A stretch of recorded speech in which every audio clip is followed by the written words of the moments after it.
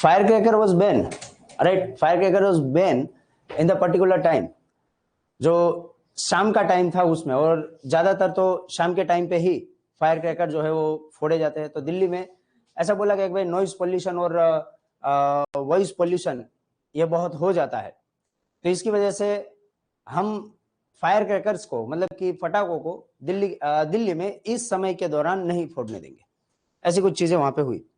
तो फिर इस पे डिबेट होने लगी, और कुछ लोगों ने बताया कि आप तो हमारे धर्म के अंदर इंटरफियर कर रहे हो, हमारे धर्म में पटाखे फोड़ने के लिए आप हमें मना कर रहे हो।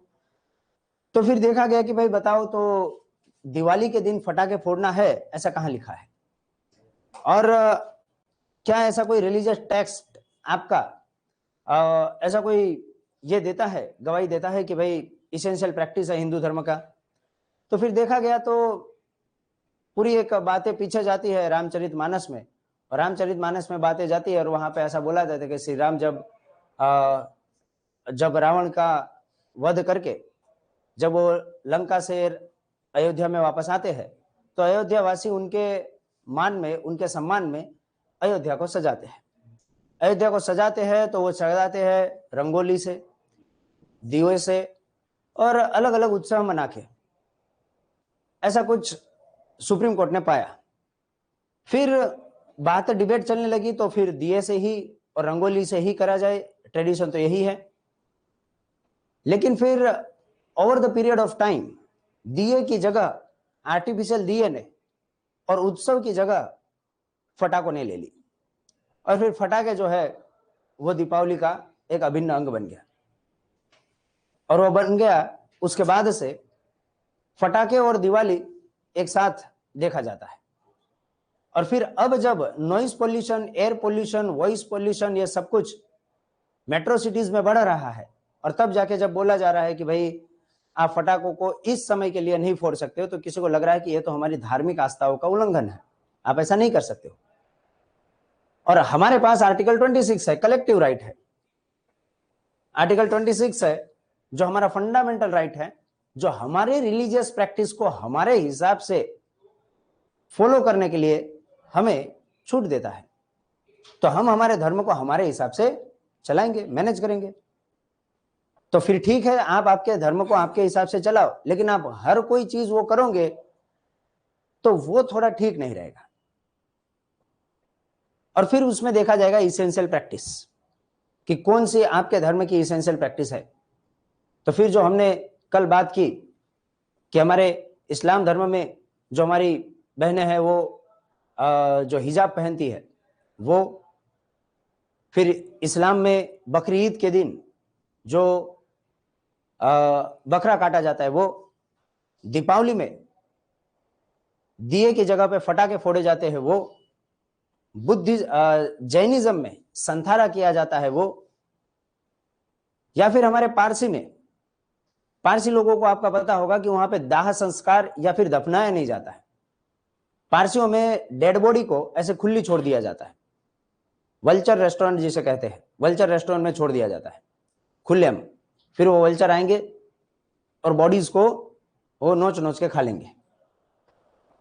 अब ये पारसियों में यही मान्यता थी, और पारसियों का कहना है कि ये हमारे धर्म की रिलीजियस प्रैक्टिस है, ये हम हमारे हिसाब से ही मनाएंगे, निभाएंगे।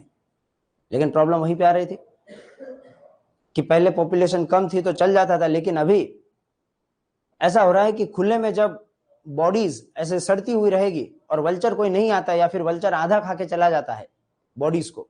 आप लोगों को पता होगा शायद कि पारसी में बॉडी को जो है दफनाते या जलाते नहीं है।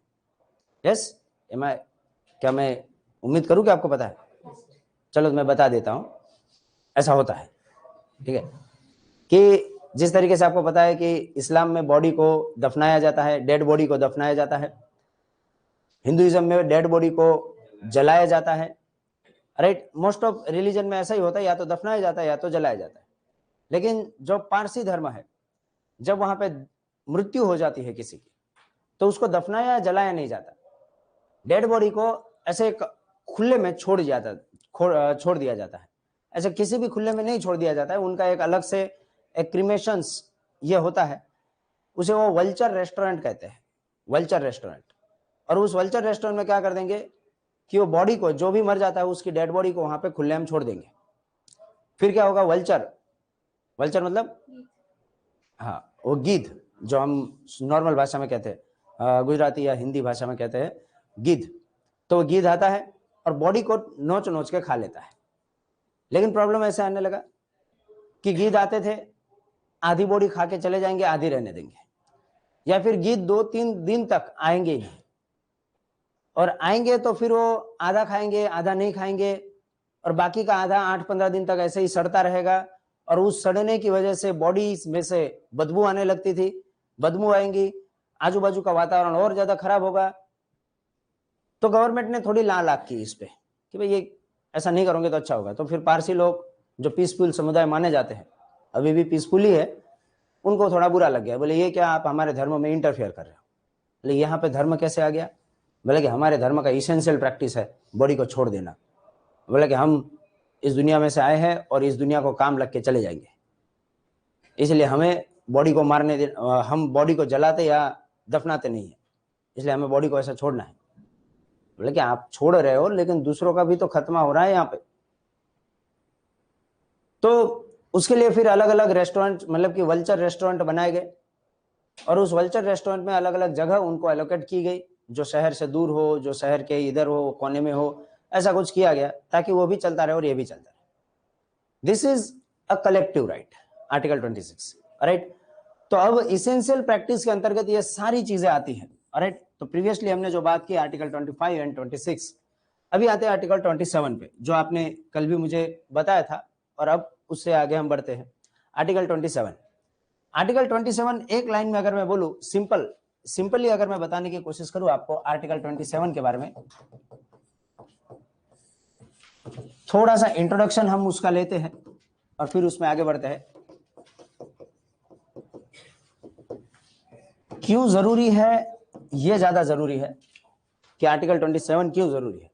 फिर दो तरीके की चीज है यहाँ पे।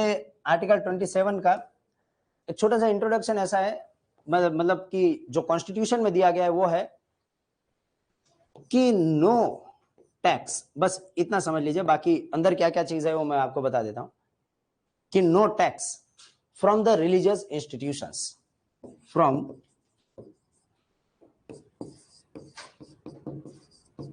Religious institution. तो टैक्स नहीं लेना है किसी भी रिलीजियस इंस्टीट्यूशन से, हमें टैक्स नहीं लेना है। टैक्स नहीं लेना है इसका मतलब ऐसा कि उनका जिस पैसों से भरण पोषण चलता है, जिन पैसों से किसी भी रिलीजियस इंस्टीट्यूशन का किसी भी तरीके का भरण पोषण चलता है, भरण पोषण इन द सेंस उनकी डे टू डे एक्टिविटीज चलती है, उन पैसों पर किसी भी तरीके का टैक्स कलेक्ट किया नहीं जाएगा, राइट। किसी भी तरीके का उनका, अगर वो ये साबित कर दे कि इस पैसों से हमारे मंदिर प्रीमाइस का, मस्जिद प्रीमाइस का, हमारे यहाँ पे स्तूप या फिर गुरुद्वारे का भरण पोषण चलता है, या फिर डे टू डे एक्टिविटीज में हम उसे इंडल्ज करते हैं, उसे यूज करते हैं, तो वैसे पैसों पर किसी भी तरीके का, आज की तारीख में बोलूं तो जीएसटी कलेक्ट नहीं किया जाएगा, राइट, या फिर टैक्स कलेक्ट नहीं किया जाएगा। तो फिर ऐसा क्यों कि भाई टैक्स कलेक्ट नहीं किया जाएगा? टैक्स तो सबसे ले जाता है। आप तो एक आम इंसान तो पैदा होने के साथ ही और मरने तक एक तरीके से टैक्स देता है। पैदा होते ही टैक्स दिया जाता है, और जब से पैदा होते हैं तो पहले तो हॉस्पिटल की फीस दी जाती है, भले वो ना दे लेकिन उसके नाम से तो बिल फट रहा है, और फिर वहीं से शुरू हो जाता है लास्ट तक, दाह संस्कार तक, या फिर वो दफनाने तक, या फिर वल्चर रेस्टोरेंट में जाने तक। उस वल्चर रेस्टोरेंट का भी पैसा होता है। अब कोई चीज फ्री नहीं है, टैक्स है। हवा बाकी है, ले हवा पे भी टैक्स लगता है। अभी सब बिक गया है, माटी भी बिकती है।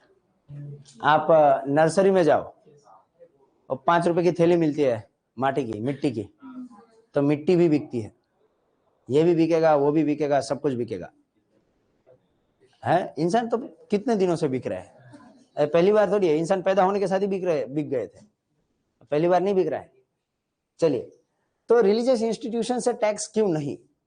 देखो, एक बात है कि पहले तो हमने प्रीवियस लेक्चर में बात की कि India is a secular country, देश का कोई धर्म नहीं, और अगर कोई धर्म नहीं है तो हम हर धर्म को प्रमोट करेंगे,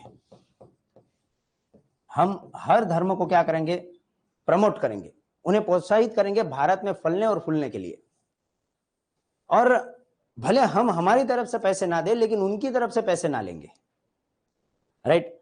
मतलब समझ लीजिए किसी धर्म को चलाने के लिए उसकी बिल्डिंग लेने के लिए, कोई लैंड लेने के लिए, कंस्ट्रक्शन करने के लिए या फिर कोई भी चीज करने के लिए उनको कुछ पैसे लगते हैं, भले हम उसे उस कंस्ट्रक्शन के लिए पैसे ना दे लेकिन हम उनसे पैसे नहीं लेंगे।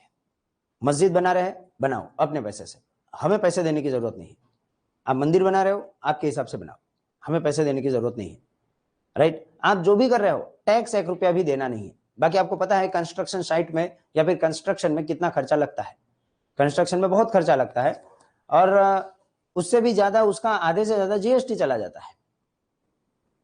अराउंड 18% जीएसटी है आज की तारीख में। उसमें फिर आप वो बिजली विभाग का क्लियरेंस लो, पानी विभाग का क्लियरेंस लो, फिर वो वहां पे ड्रेनेज विभाग का क्लियरेंस लो, सब कुछ लगता है उसमें, छोटी मोटी हर चीज लगती है। अब इसमें ऐसा है कि आपको किसी भी आपके भरण पोषण के पैसों के लिए टैक्स नहीं देना पड़ेगा। इसके पीछे एक छोटा सा आइडिया यह है कि हम हर धर्म को प्रमोट करना चाहते हैं, हर धर्म के लिए हम वही भाव रखते हैं, इसलिए भारत में हर धर्म आगे बढ़ेगा। देखिए हमने क्या बोला था कि India belongs to none, Bharat का कोई धर्म नहीं है, कम से कम हमने सेकुलरिज्म की डेफिनेशन यही बोली थी। और वर्ल्ड में भी जब ये सेकुलरिज्म वर्ड आया, जब फ्रेंच में जब आया, तो फ्रेंच में जब सेकुलरिज्म ऐसा वर्ड यूज किया गया तो उनका भी डेफिनेशन में यही वर्ड यूज होता था। और उन्होंने बताया the country does not have any religion. अगर कंट्री का कोई धर्म नहीं है तो कंट्री किसी धर्म को प्रमोट कैसे कर सकती है। अब इंडियन फॉर्म ऑफ सेक्युलरिज्म में आ जाओ। इंडियन फॉर्म ऑफ सेक्युलरिज्म भी वैसा ही कुछ है कि country does not have any religion but follows and promote every religion. तो फिर यहां पे दो चीजें आ जाती है। हम टैक्स कलेक्ट नहीं कर रहे हैं, टैक्स कलेक्ट नहीं कर रहे हैं, लेकिन फीस कलेक्ट कर रहे हैं, फीस कलेक्ट करते हैं। फीस क्या होती है? फीस हर वो चीज कि जिससे उसकी व्यवस्थाएं बनाए रखने के लिए, उसकी व्यवस्थाएं बनाए रखने के लिए हमें उससे कुछ ना कुछ चार्ज करना पड़े। समझ लीजिए हिंदू धर्म का नवरात्रि आ रहा है, नवरात्रि आ रहा है तो पुलिस का प्रोटेक्शन लगेगा, पुलिस का प्रोटेक्शन लगेगा और किसी न किसी पंडाल के बाहर किसी न किसी एक पीसीआर को खड़ी करनी पड़ेगी, ये वो बहुत सारा खर्चा होगा। तो हो सकता है कि आपने जहां पे पंडाल बनाया है उस पंडाल को कुछ चार्ज किया जाए, कुछ पैसे उससे चार्ज किया जाए, टैक्स कलेक्ट किया जाए। वो आपके धर्म के लिए टैक्स नहीं है, आपके धर्म को प्रोफेस करने के लिए टैक्स नहीं है, वो उस जगह का यूज करने के लिए चार्ज है। आपने ताजिया निकाला, आपने मुहर्रम सेलिब्रेट किया, आपने ईद किया, या फिर आपने महावीर जयंती मनाई, या फिर आपने बुद्ध पूर्णिमा मनाया, या कोई भी त्योहार आपने मनाया, उसमें त्योहार मनाने के पैसे नहीं है, लेकिन त्योहार के नाम पर अगर आपने कोई जगह बुक की है, आपने कुछ पुलिस प्रोटेक्शन की डिमांड की है, आपने जुलूस निकाला है, तो उस जगह पे आपसे कुछ ना कुछ फीस वसूल की जाएगी, आपसे कुछ फीस ली जाएगी। अभी थोड़े दिन पहले भारत सरकार ने फीस के नाम पे मतलब जो फीस दे रहे थे उनके नाम पे जो हमारे मदरसा है उस मदरसा को फीस चार्ज करने के लिए बताया। जो जगह उनके पास नहीं थी वो पार्किंग के लिए, कहाँ की बात है, कर्नाटक की बात है, तो जो जगह उनकी नहीं थी मदरसा की, मदरसा के बाजू में एक खाली जगह थी। तो बहुत दिनों से बहुत सालों से ऐसा हो रहा था कि वो पार्किंग के लिए यूज करते थे उस जगह को, और फिर उस जगह पे मॉल बनाने की बात हुई जहां पे पार्किंग के लिए मदरसा जो है एक तरीके से यूज करता था जगह। तो फिर बात चली, तो इस तरीके से बात हुई कि भाई इस पर अभी अगर जितने दिन तक आपको पार्किंग करना है कर सकते हो, लेकिन आपको यहाँ पे कुछ पे करना पड़ेगा, पे एंड पार्क करना पड़ेगा। तो मदरसा को बुरा लगा कि भाई ये क्या, आप हमसे पैसे कैसे चार्ज कर सकते हो, बोले कि पैसे देना पड़ेगा। तो वह चले गए कर्नाटक के हाईकोर्ट में। हाईकोर्ट में गए, हाईकोर्ट में केस हार गए। बोले कि वो जगह आपकी नहीं है, और अगर आप दूसरों की जगह पे आपकी रिलीजियस प्रैक्टिस फॉलो कर रहे हो और दूसरों को आपत्ति है उस चीज से, या फिर वो उसकी जगह को दूसरी किसी चीज से रिप्लेस करना चाहता है, तो फिर आपको वो करना पड़ेगा, फीस देनी पड़ेगी। दूसरी बात, मतलब ये तो मतलब समझ लीजिए कि वो पर्सन फीस दे रहा है। दूसरी चीज कि क्या सरकार हमारे सबसे कलेक्ट किए हुए टैक्स के पैसे किसी धर्म विशेष को दे सकता है क्या? हम सब ने अलग अलग तरीके से जीएसटी पकड़ पकड़ के सरकार को दी है, और हमने जब जीएसटी सरकार को दी है, तो अब जीएसटी क्या ऐसा कर सकती है क्या कि उसने कोई पैसा लिया सरकार ने और उस जीएसटी का पैसा किसी धर्म विशेष के लिए दे दिया?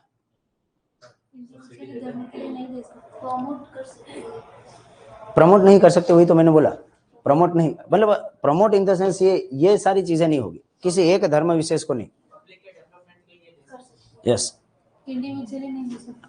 हाँ, तो ऐसा ही हुआ जो हमारे हज यात्री थे, राइट, जो हर साल हज के लिए जाते थे, हज के लिए।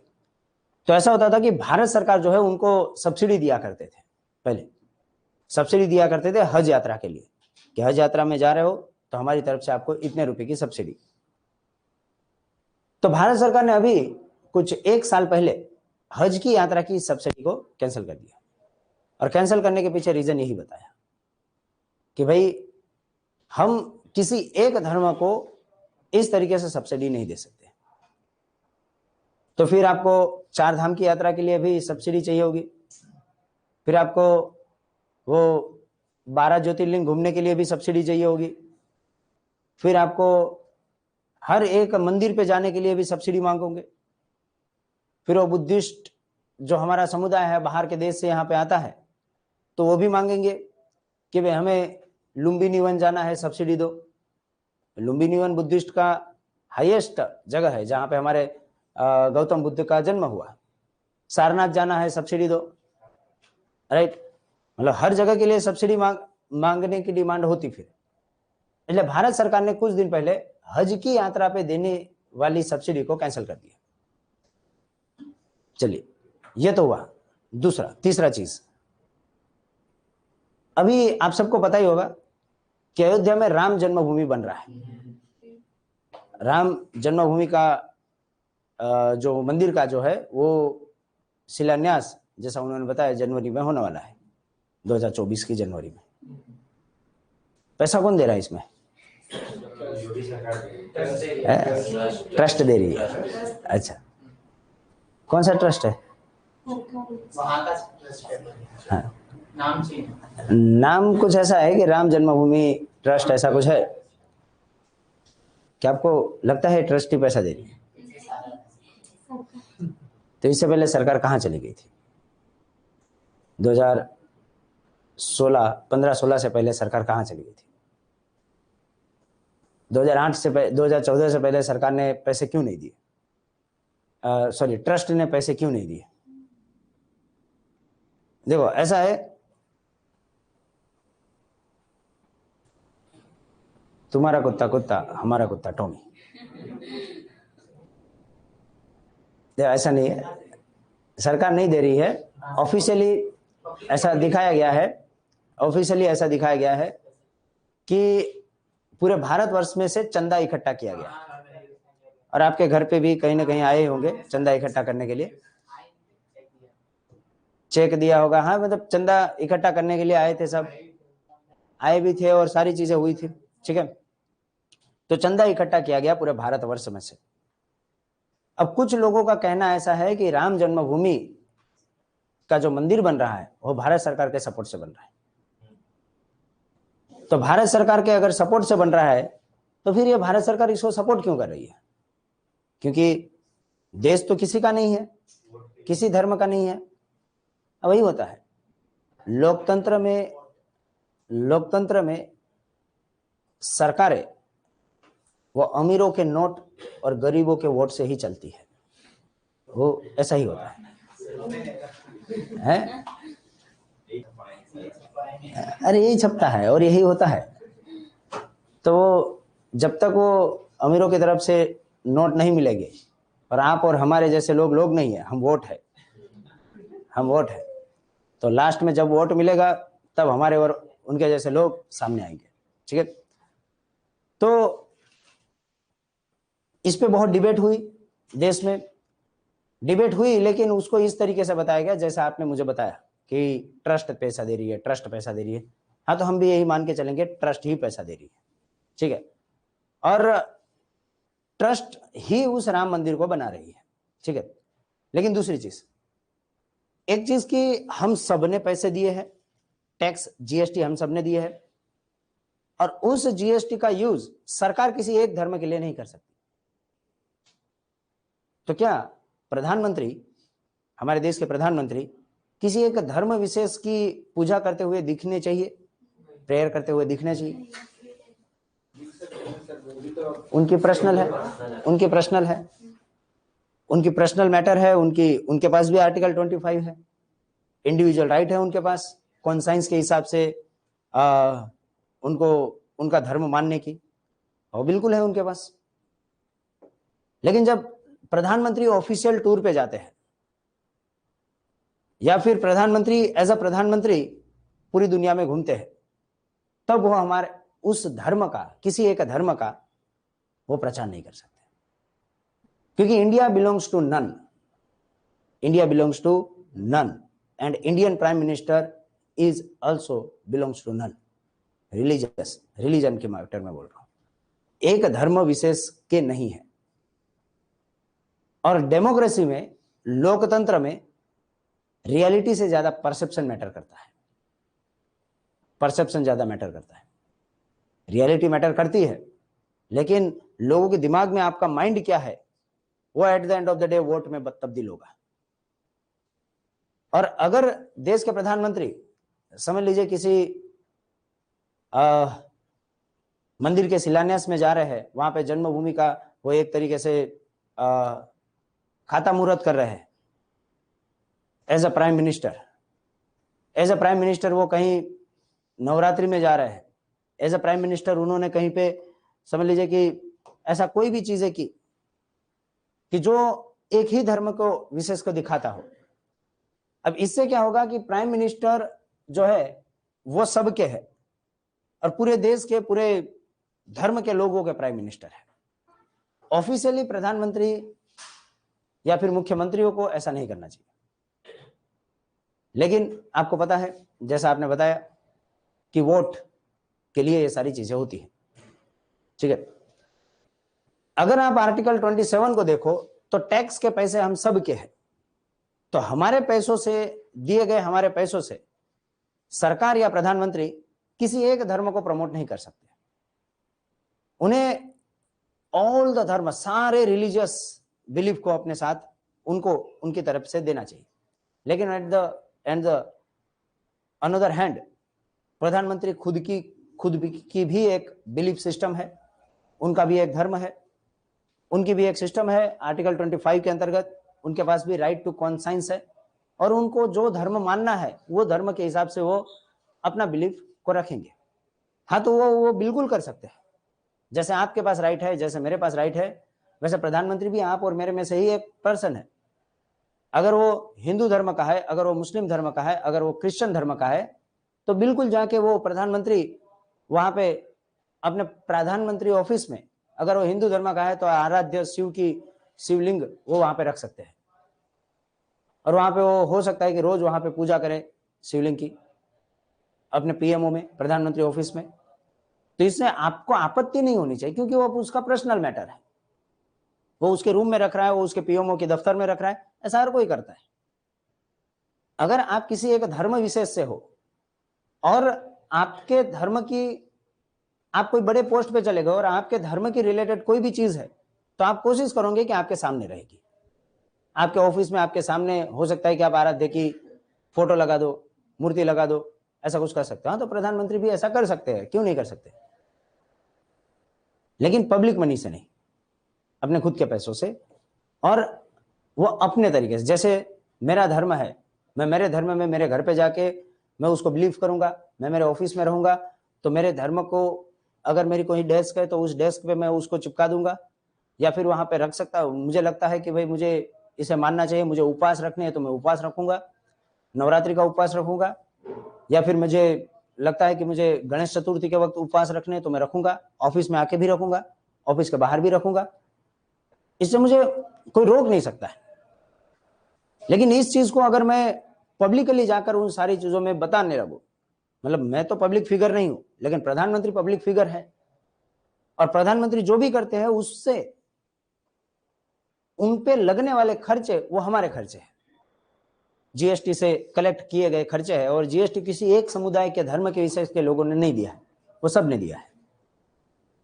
तो इसलिए पब्लिकली प्रधानमंत्री किसी भी एक धर्म को उजागर नहीं कर सकते। अगर करना है तो सभी धर्म को प्रमोट कर सकते हैं, लेकर आ सकते हैं, क्योंकि ये पब्लिक मनी है। इसलिए योगी आदित्यनाथ का भगवा कपड़ा पहन के उनके ऑफिस में जाना जायज है, कोई गलत नहीं है। अगर वो चाहे तो उनके ऑफिस में श्री राम, श्री लक्ष्मण और माता सीता का फोटो रख सकते हैं, कोई गलत नहीं है। अगर चाहे तो भूपेंद्र पटेल गुजरात के मुख्यमंत्री स्वामीनारायण की प्रतिमा लेकर पहले ही दिन वहां पे स्थापित कर सकते, उसमें कोई गलत नहीं। हमारे एकनाथ शिंदे महाराष्ट्र के मुख्यमंत्री वहां पे मां भवानी और शिवाजी की मूर्ति अपने मंदिर में, अपने सीएमओ ऑफिस में रख सकते हैं, उसमें कोई गलत नहीं, लेकिन वो उनके पैसों से होना चाहिए और उनके ऑफिस तक सीमित रहना चाहिए। और वो जब ऑफिस में से निकले तो तब तो श्री राम, श्री लक्ष्मण और माता सीता की जो फोटो है, क्योंकि मुख्यमंत्री की उम्र ज्यादा 5 साल होती है, बहुत ज्यादा हो गए तो 10 साल, और बहुत मजा आ गया तो 15 साल। उसके बाद हमें मुख्यमंत्रियों की या फिर प्रधानमंत्रियों की उन प्रधानमंत्री ऑफिस में या मुख्यमंत्री ऑफिस में उनकी अस्थियां नहीं गाड़नी है। देश चलता रहना चाहिए, देश में अलग अलग मुख्यमंत्री और अलग अलग प्रधानमंत्री आते रहने चाहिए। तो जब उनका कार्यकाल खत्म हो, समापन हो, तो उन्हें आपत्ति नहीं होनी चाहिए कि किसी ने श्री राम की मूर्ति को हटाकर वहां पे किसी और भगवान की मूर्ति को एस्टेब्लिश कर दिया। उनको आपत्ति नहीं होनी चाहिए उस बात से कि भाई ये क्या, मैं 10 साल तक यहाँ पे मुख्यमंत्री था, यहाँ पे प्रधानमंत्री था, और मैंने इस मूर्ति का यहाँ पे एस्टेब्लिशमेंट किया था, आप कैसे हटा सकते हो इस मूर्ति को?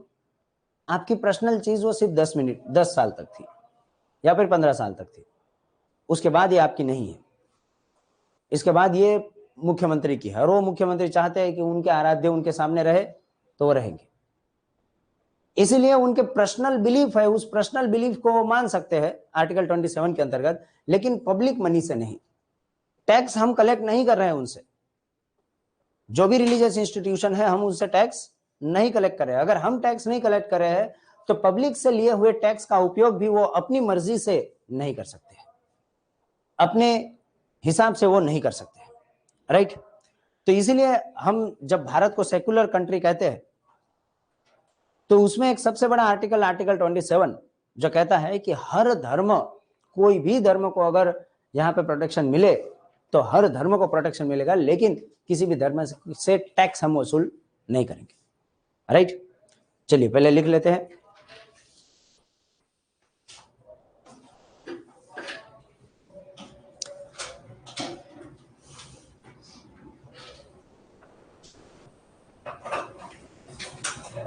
हेडिंग लगेगा आर्टिकल 27,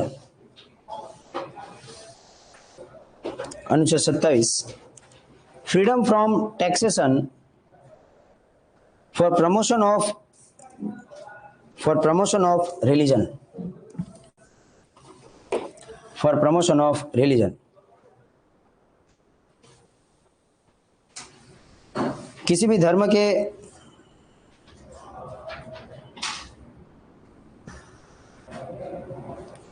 प्रगति के लिए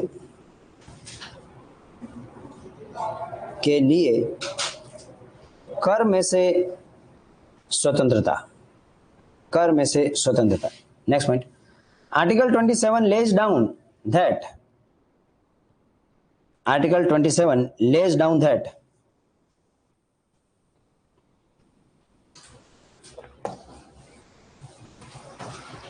no person shall be compelled to pay tax. No person shall be compelled to pay tax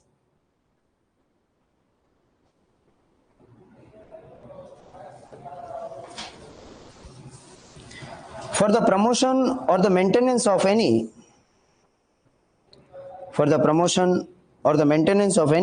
religious denomination. Religious denomination.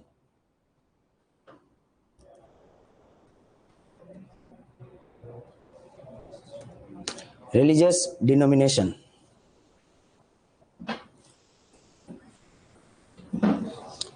उसमें लिखिएगा अनुच्छेद 27 में कहा गया है कि किसी भी व्यक्ति को किसी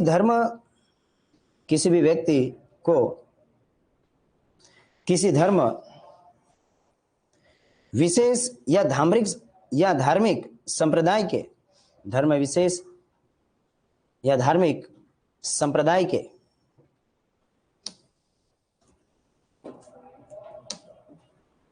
प्रचार या रख रखाव के लिए किसी भी तरह का कर देने के लिए मजबूर नहीं किया जाएगा।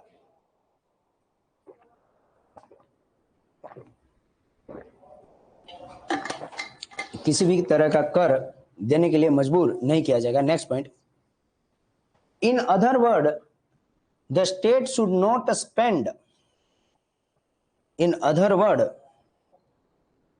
the state should not spend the public money collected by law,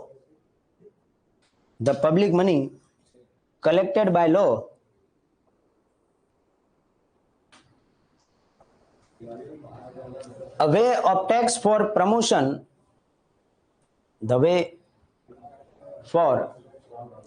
tax for the promotion or maintenance of any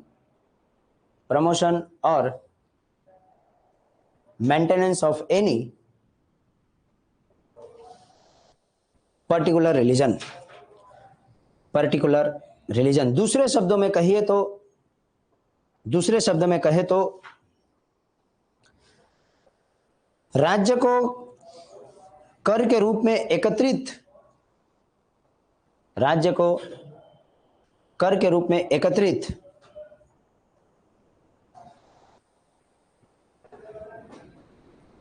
धन को किसी विशेष धर्म के प्रचार या रख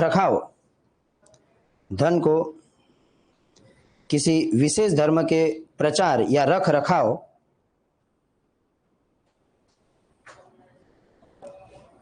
के लिए खर्च नहीं किया जा सकता।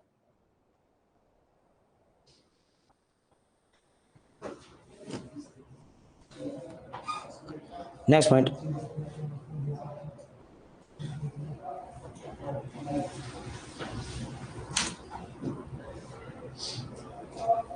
एक सब हेडिंग लगाएगा द यूजेस ऑफ कर,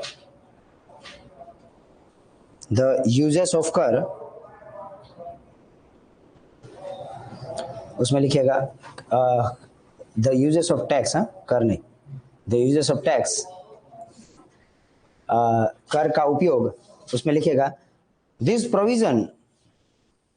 provision prohibit the state from favouring, this provision prohibit the state from favouring patronizing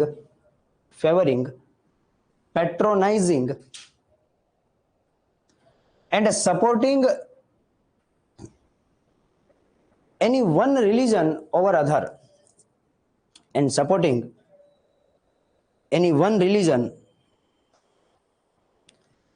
other, उपयोग में लिखिएगा कि यह प्रावधान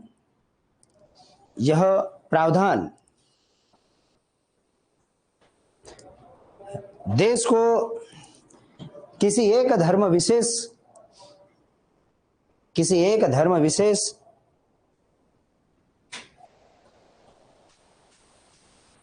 को संरक्षण और समर्थन देने से रोकता है। किसी एक धर्म विशेष को संरक्षण और समर्थन देने से रोकता है। This means that tax can be used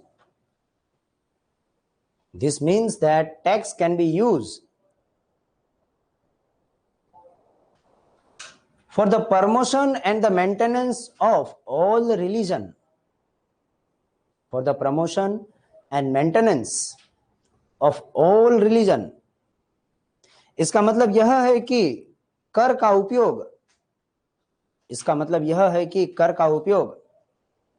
सभी धर्म के प्रचार या रख रखाव के लिए किया जा सकता है। सभी धर्म के प्रचार या रख रखाव के लिए किया जा सकता है।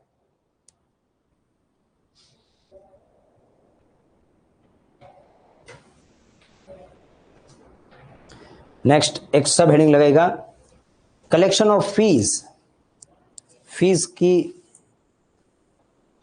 का कलेक्शन ऑफ फीस, और उसमें लिखेगा this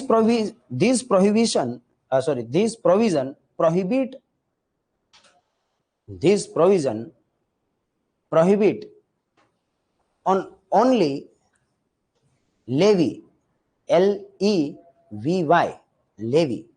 This provision prohibit only levy मतलब L-E-V-Y, levy of tax and not of fees. Levy of tax and not of fees. यह प्रावधान केवल कर को प्रतिबंधित करता है, न कि फीस को। कर को प्रतिबंधित करता है, न कि फीस को। उसी में आगे This is because the purpose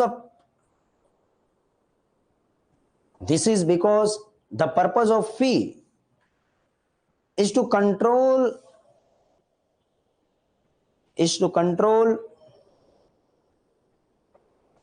secular administration of religious institution.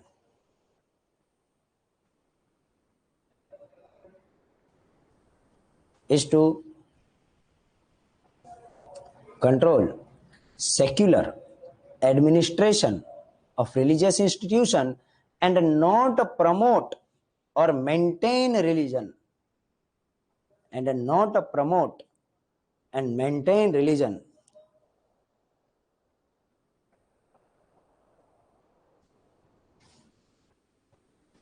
ऐसा इसलिए है क्योंकि शुल्क का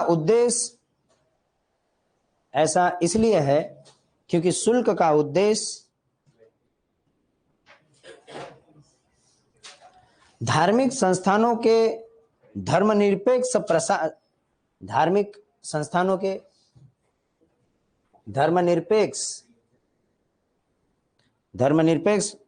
प्रशासन को नियंत्रित करना है,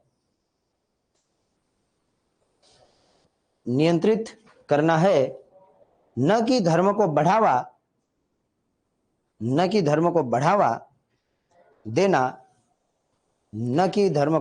देना या बनाए रखना।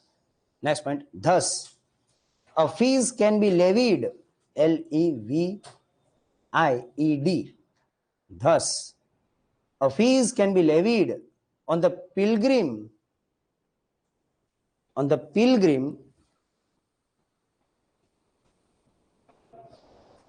to provide them some special service or safety measures,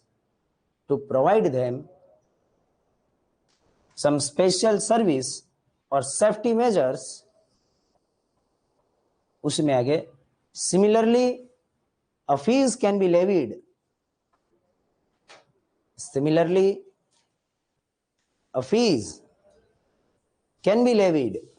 L-E-V-I-E-D, levied on the religious endeavor for meeting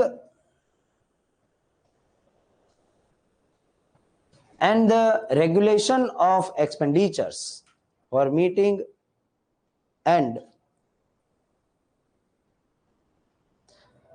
regulation of expenditure। इस प्रकार तीर्थ यात्रियों पर भी कुछ विशेष सेवा शुल्क, इस प्रकार तीर्थ यात्रियों पर भी कुछ विशेष सेवा शुल्क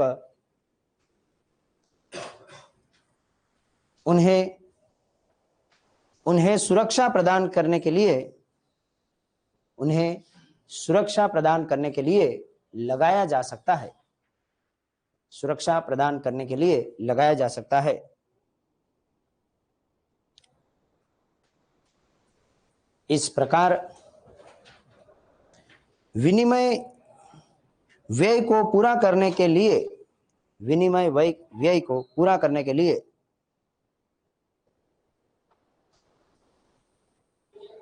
धार्मिक बंदोबस्त पर भी कोई विशेष शुल्क लगाया जा सकता है,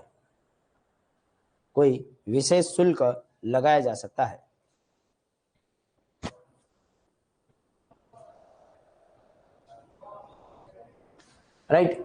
तो ये कुछ टैक्स के रिलेटेड चीजें थी। देखो ये थोड़ा चर्चा में इसलिए रहता है और ये 25 से लेकर 28 हमेशा चर्चा में रहता है, ठीक है, और एग्जाम में हर साल पूछा जाता है।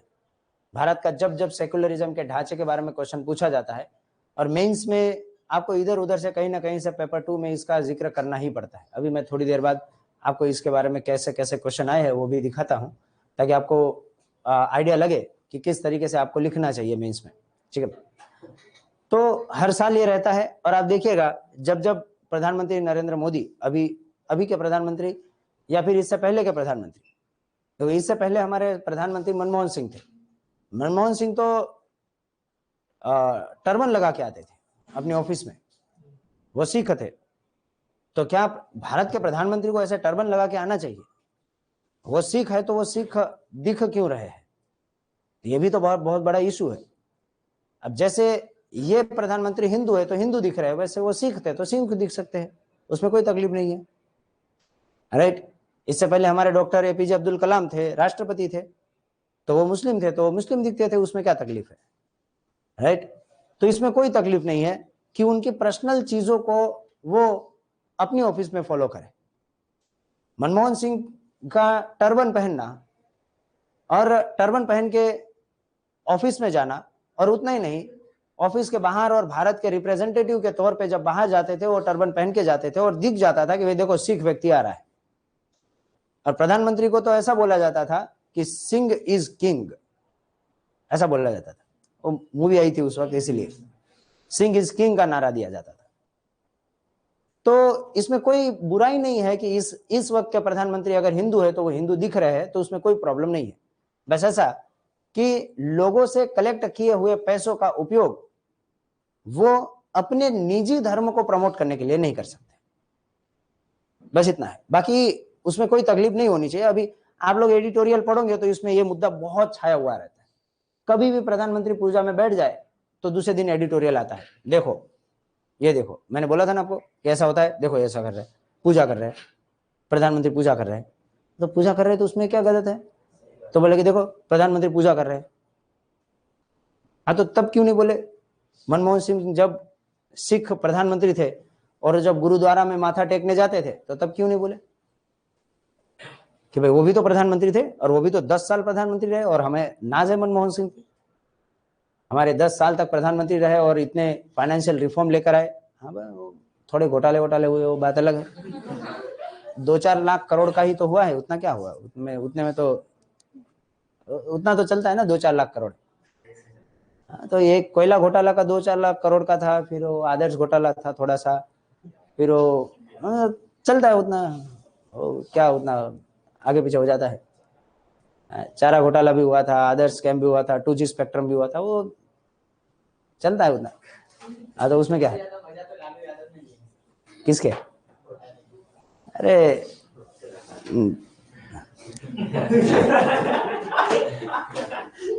ये लब कुछ ना कहे तो अच्छा है, ये चुप ही रहे तो अच्छा है। नहीं भाई, आपको पता नहीं अभी, वो बहुत हो जाता है। एक बार एक इंस्टीट्यूशन के एक सर ने बस इतना बोला था कि भाई पढ़े लिखे व्यक्ति को वोट देना, और दुर्भाग्य से उसका नाम भी करण था।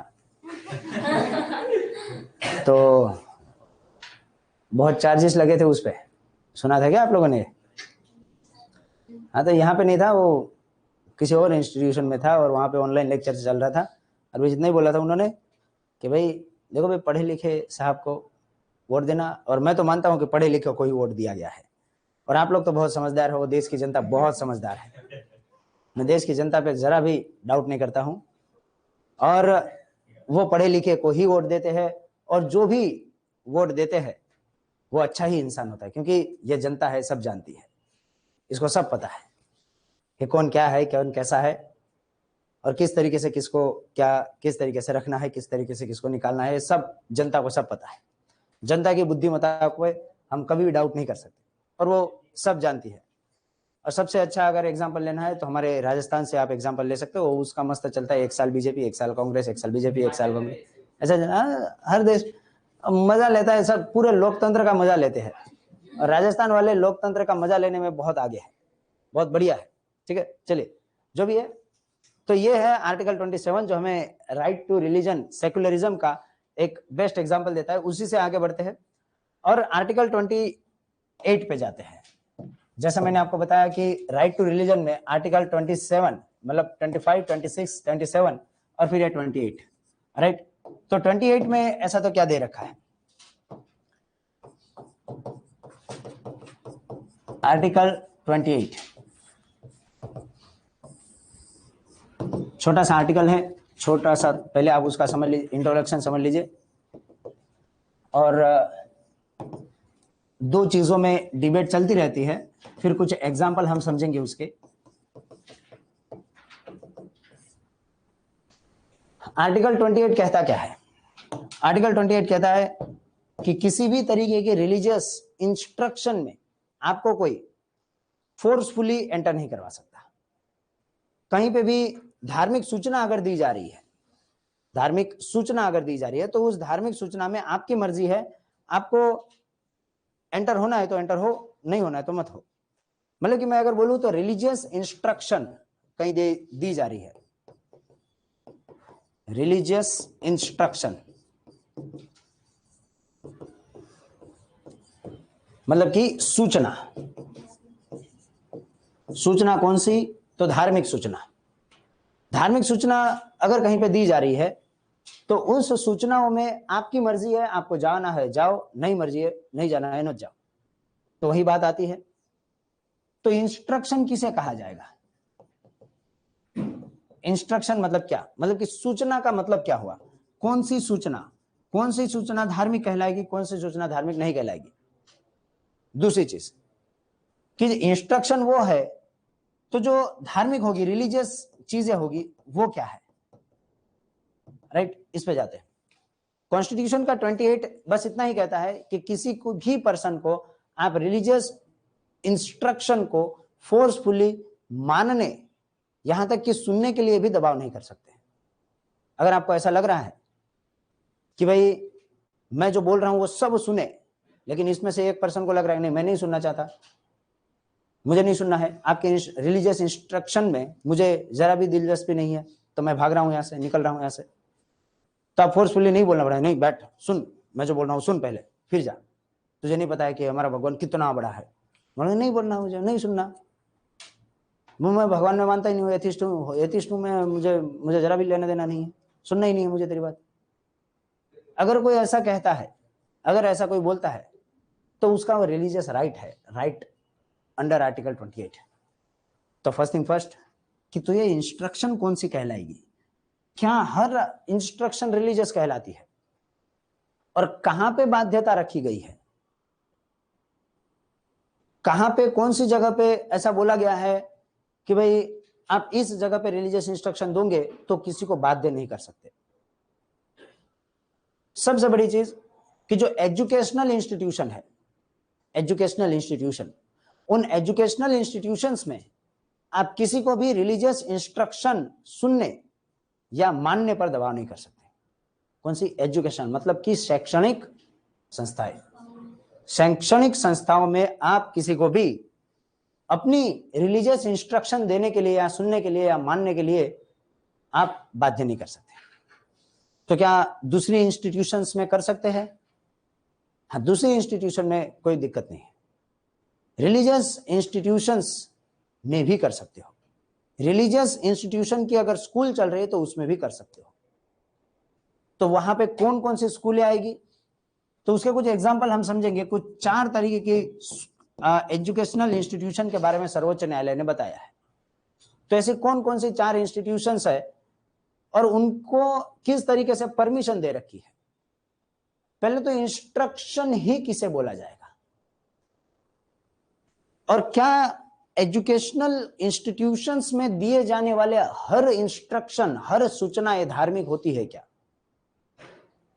तो हर सूचनाएं तो धार्मिक नहीं होती है, लेकिन समझ लीजिए कि जन्माष्टमी आ रही है, और जन्माष्टमी आ रही है और स्कूल प्रशासन ने बोला कि भाई देखो भाई, तू कान्हा बन के आएगा, तू राधा बन के आएगी, और फिर कल जो है हमें स्कूल में या फिर कॉलेज में मटकी फोड़ करना है।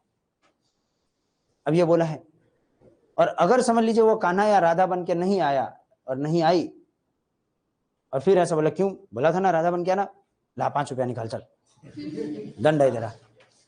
तो बच्चों के लिए 5 रुपये ज्यादा हो जाता है, पहले 2 रुपये 1 रुपये वो भी वही होता था। तो समझ लीजिए कि बोला कि जो नहीं पहन के आएगा, जो कान्हा बन के नहीं आएगा, उसको 5 रुपये का दंड है। आप देखते होंगे कि जो जो रिलीजन आता है तो स्कूल में वैसा पहरवेश शुरू हो जाता है, ठीक है। पोशाक पहन के जाना होता है आपको, वैसा वेशभूषा करनी होती है वैसी। नवरात्रि में स्कूल में गरबा खेला जाता है, राइट, और उसमें आपको बच्चों को गरबा खिलाया जाता है, और बेस्ट गरबा खिलाड़ी को कुछ प्राइज भी दिया जाता है, पेन की, ड्रेस का भी मिलता है। लेकिन स्कूल में, बाहर मिले तो प्रॉब्लम नहीं। स्कूल की बात करें, एजुकेशनल इंस्टीट्यूशन की बात कर रहे हैं, तो एजुकेशनल इंस्टीट्यूशन में कभी कभी गणपति भी बिठाया जाता है, राइट, हाँ, क्रिसमस भी मनाया जाता है कॉलेजों में, होली भी मनाई जाती है। और होली का तो अब मत पूछो, है ना। तो हमारे स्कूल में तो होली मनाई जाती थी। हम लोग तो ऐसा होते थे कि हमें पता नहीं था, बस इतना पता था कि सामने से जो भी आए उसको रंग देना है, तो प्यार से रंगने दे तो ठीक है, वरना फिर वो पीछे से गुब्बारा फेंकेंगे, ये करेंगे वो करेंगे, गुलाल हैं। दिवाली भी मनाते हैं, रक्षाबंधन भी मनाते हैं, रक्षाबंधन भी मनाते हैं, दीपावली भी मनाते हैं, होली भी मनाते हैं, जन्माष्टमी भी मनाते हैं। तो क्या इसे रिलीजियस इंस्ट्रक्शन कहा जाएगा?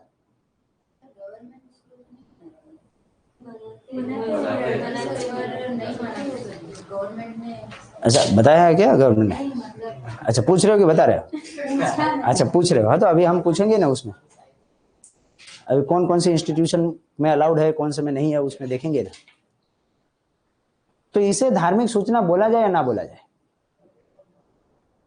पहली बात तो जो फेस्टिवल है वो किसी धर्म विशेष की ये नहीं है कि उसका ट्रेडमार्क नहीं है। अभी थोड़ा आपको अजीब लगेगा मैं जो बोल रहा हूँ, लेकिन हो सकता आप थोड़े समय बाद इसे समझोगे। मैंने देखा अभी हमारा जो महाराष्ट्र है, महाराष्ट्र में जो विदर्भ साइड है, मैंने देखा, मैं थोड़ा वहाँ पे आश्चर्य भी हुआ, क्योंकि मुझे गुजरात में वो सारी चीज़ें नहीं देखने मिली। और कौन सा जगह थी, महाराष्ट्र का था विदर्भ, विदर्भ का था यवतमाल करके डिस्ट्रिक्ट, और यवतमाल करके डिस्ट्रिक्ट में आर्नी करके जगह थी, तालुका आर्नी। तो आर्नी करके तालुका में मैंने देखा कि दरगाह पे चादर चढ़ाने के लिए जा रहे थे, और वहां पे दरगाह पे जब चादर चढ़ाने के लिए जाते हैं तो पूरा जुलूस निकलता है, बहुत बड़ा, वो हर जगह पे निकलता है। तो जुलूस, और वो जो वहां की जो दरगाह है वो बहुत फेमस दरगाह है। तो मैंने ये देखा अजीब चीज, जो आपको भी शायद थोड़ा अजीब लगेगा, कि वहां पे छत्रपति महाराज शिवाजी का झंडा लहरा रहा है, बच्चे जो है उसके झंडा लहरा पकड़ के नाच रहे हैं। उसी के साथ दरगाह का हरे कलर का वो जो चांद वाला झंडा होता है वो भी लहरा रहा है, वो भी ये हो रहा है। और उसी के साथ गिद्ध कौन सा चल रहा था वो मैटर करता है। डीजे में गीत चल रहा था, भारत का बच्चा बच्चा, और वो दरगाह पे चद्दर चढ़ाने के लिए जा रहे थे, दरगाह पे चद्दर चढ़ाने के लिए जा रहे। और मैंने देखा कि मैं जब पहली बार देखा, मैं उस शहर में एंटर ही हो रहा था, मुझे लगा कि कोई रिलीजियस कुछ चल रहा होगा। तो मेरे साथ जो उस शहर का जो लड़का था, मैंने पूछा कि ये क्या चल रहा है? मैंने कहा आज कोई त्योहार है क्या? बोला कि नहीं, वो दरगाह पे चद्दर चढ़ाने। और इतना नॉर्मली उसने मुझे बोला, दरगाह पे चद्दर चढ़ाने लेके जा रहे हैं। कौन यहाँ पे दरगाह पे ये सॉन्ग? बोला कि वो झंडा देखा नहीं तूने, दोनों तीनों तरीके के झंडे लगे हुए वहां पे। और वहां पे फिर मैंने देखा उतना ही नहीं, फिर गणपति विसर्जन हो रहा था, उसका मैंने उसी शहर का वीडियो देखा। तो उसमें बहुत सारे ऐसे हिंदू मुस्लिम सब, एक मुस्लिम लड़का गणपति की मूर्ति लेके नाच रहा है। और ये मैं बहुत सालों पहले की बात नहीं कर रहा हूँ, इस गणेश विसर्जन की बात कर रहा हूँ, इस गणेश विसर्जन की। तो एक मुस्लिम लड़का गणपति की मूर्ति लेके अपने माथे पे लेकर वो नाच रहा है, गुलाल से खेल रहा है, सब कुछ कर रहा है। और वहीं पे दरगाह पे जाने के लिए हिंदू भी उतना ही उत्साहित था, तो मुस्लिम भी उतना ही उत्साहित था। वहां पे चद्दर चढ़ाने के लिए हिंदू मुस्लिम सब एक जैसा था। तो आप हो सकता है बिल्कुल किसी फेस्टिवल को किसी धर्म विशेष से जोड़ दो, लेकिन सामान्य लोगों की भावना यह नहीं है कि ये मेरा ही फेस्टिवल है और मेरे फेस्टिवल में कोई नहीं आना चाहिए। मैंने यहाँ पे देखा कि नवरात्रि में मुस्लिम बच्चों को एंटर नहीं किया देने जा रहा था। वो लोग जब अंदर जा रहे थे तो यहाँ पे उनको रोक कर उनके बाहर निकाल दिया गया, जैसे कि एक धर्म विशेष का फेस्टिवल हो गया है। अभी हो सकता है कि आपको थोड़ा अजीब लगे ये चीज कि हाँ, तो वो एक ही धर्म का तो है, माँ दुर्गा है, माँ उमिया है, तो वो एक ही तो धर्म का है, हमारा ही तो है। तो भारत का कल्चर वैसा नहीं है, भारत का कल्चर वैसा नहीं है। आप थोड़ा भारत की इंडियन सोसाइटी को पढ़ोगे तो आपको ज्यादा समझ में आएगा कि इंडियन सोसाइटी, हिंदू जिसे कहा गया है, वो कोई एक धर्म नहीं है, वो एक वे ऑफ लिविंग लाइफ है, जीवन जीने का एक कला है, जिसमें अफगानिस्तान से लेकर यहाँ पे कामरूप है, मतलब कि आसाम तक, और ऊपर जम्मू कश्मीर से लेकर नीचे केरल तक के सारे लोग हिंदू हैं। हिंदू होने का मतलब कोई धर्म विशेष के लोग नहीं, हिंदू होने का मतलब कि वो एक वे ऑफ लिविंग लाइफ को जीते हैं, वो रहते हैं ऐसे। तो क्या ऐसे सारे इंस्ट्रक्शन को रिलीजियस इंस्ट्रक्शन माना जाएगा? क्या आपको अगर बोला जाए कि कल भाई आपको नवरात्रि स्कूल में खेलनी है, तो आप नवरात्रि का वेशभूषा पहन के आइएगा, ट्रेडिशनल कपड़े पहन के आइएगा, तो क्या इसे रिलीजियस इंस्ट्रक्शन माना जाएगा? क्या जन्माष्टमी के दिन कृष्ण और कान्हा बन के जाना क्या रिलीजियस इंस्ट्रक्शन माना जाएगा? मुझे पता नहीं आप लोगों ने देखा कि नहीं देखा, लेकिन मैंने बहुत से ऐसे बच्चों को देखा है जो मुस्लिम है और कन्हैया बन के स्कूल में गए हैं। कहाँ पे? हाँ हाँ, तो आप लोगों ने भी देखा है, मतलब तो ये कोई रिलीजियस इंस्ट्रक्शन नहीं है, ये भी समझना है, ठीक है। लेकिन फिर भी सुप्रीम कोर्ट में इसी अर्जी डाली गई और पूछा गया कि कौन कौन सी रिलीजियस इंस्टीट्यूशंस में इंस्ट्रक्शन देना अलाउड है और कौन कौन सी जगह पे आप रिलीजियस इंस्ट्रक्शन संपूर्णतः बैन किया जा सकता है। तो एक सबसे बड़ी बात कि अगर कोई ऐसे इंस्टीट्यूशन है जो पूरी की पूरी गवर्नमेंट मान्य है और गवर्नमेंट ही उसे चला रही है, सरकार की है, और 101% सरकार का है, 1% भी बाहर के व्यक्ति का उसमें पैसा नहीं लगा है, तो ऐसे इंस्टीट्यूशन में पूरी तरीके से प्रोहिबिटेड है, राइट। ऐसे इंस्टीट्यूशन में पूरी तरीके से रिलीजियस इंस्ट्रक्शन देना क्या है? प्रोहिबिटेड है, नहीं दे सकते अगर वो सरकार मान्य है और 1 रुपया भी बाहर के किसी व्यक्ति का नहीं लगा है तो। दूसरा है, कोई ट्रस्ट हो या फिर एंडोनमेंट हो, कोई ट्रस्ट हो या फिर कोई एंडोनमेंट हो, ऐसे में क्या है? ट्रस्ट समझते हो ना, एक व्यक्ति का नहीं होता, बहुत सारे व्यक्तियों का इंस्टीट्यूशन बना हुआ होता है, उसमें क्या होता है? तो इसमें आपको रिलीजियस इंस्ट्रक्शन, आपका ट्रस्ट या फिर वो जो भी एंडोनमेंट आपने बना रखा है, वो लोग अगर अलाउड करते हैं तो आप दे सकते हो, आप दे सकते हो। कि वो ट्रस्ट अगर अलाउड करता है तो, राइट, जिस भी ट्रस्ट का है, जैसे कि पीपी सवानी करके यहाँ पे एक स्कूल है, तो पीपी सवानी एक ट्रस्ट की स्कूल है, कोई एक व्यक्ति की नहीं है। तो अगर पीपी सवानी ट्रस्ट ने अगर ऐसा मान लिया कि वे हमें सुबह हर रोज प्रार्थना करनी है स्कूल में, और वो प्रार्थना के गीत ये होने चाहिए, और एक श्लोक होगा, एक प्रार्थना होगी, और लास्ट में एक धुन बजेगी, और ये हमेशा होगा, और लास्ट में स्कूल छूटने के बाद पहले जनगण मन होगा, और स्कूल शुरू होने से पहले वंदे मातरम होगा। अगर ये स्कूल प्रशासन ने अगर निर्धारित कर रखा है कि ये होगा, प्रार्थना में क्या बजेगा, तो प्रार्थना में पहले श्लोक बजेगा, फिर उसकी प्रार्थना होगी, फिर उसका धुन बजेगा, और ये तीनों चीज होने के बाद वंदे मातरम लगेगा। तो बच्चों को इसके लिए आधा घंटा देना है, यह रिलीजियस इंस्ट्रक्शन नहीं माना जाएगा। और फिर अभी स्कूल छूट रही है तो उससे 5 या 10 मिनट पहले सबको खड़े हो जाना है स्कूल में, और जन गण मन बोल के स्कूल में से निकल जाना है। ये चीज अगर कर रहा है और किसी ट्रस्ट ने अगर निर्धारित किया है तो वो कर सकता है, उसमें कोई गलत नहीं है, उस ट्रस्ट के हिसाब से। बोलिए साहब।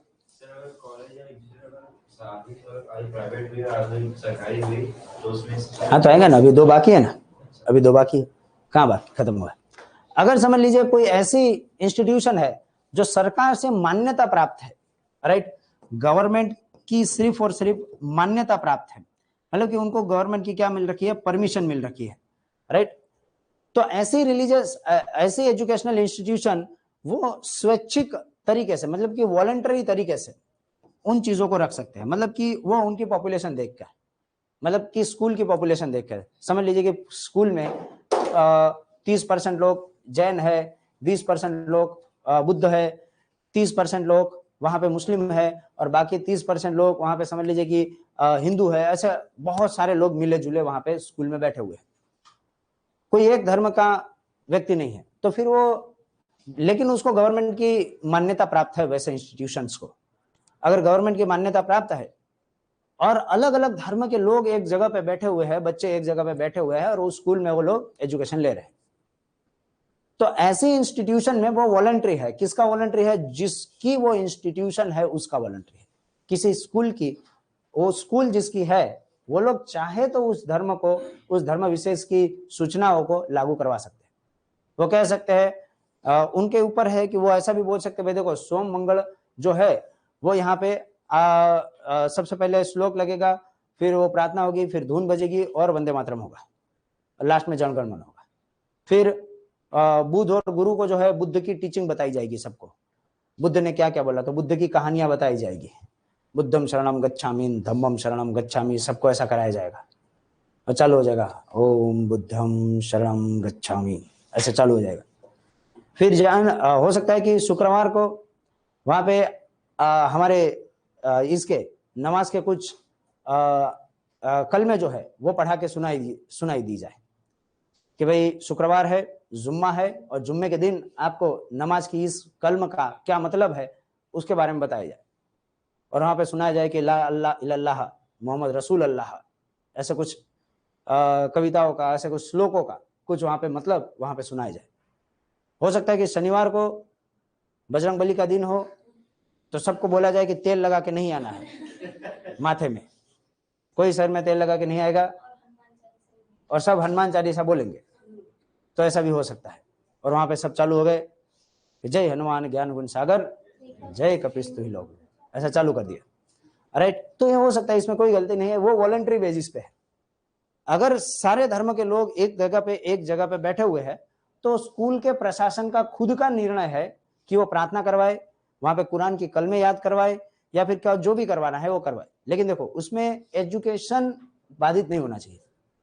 शायद तक आप लोग ऐसे ही किसी एजुकेशन इंस्टीट्यूशन में पढ़े होंगे, अब समझ लीजिए कि मोस्ट ऑफ अगर हिंदू समुदाय है या फिर मोस्ट ऑफ अगर मुस्लिम समुदाय है उसी एक स्कूल में, तो फिर वो सिर्फ प्रार्थना करवाएंगे और आधा घंटा आपको उसको देना ही पड़ेगा।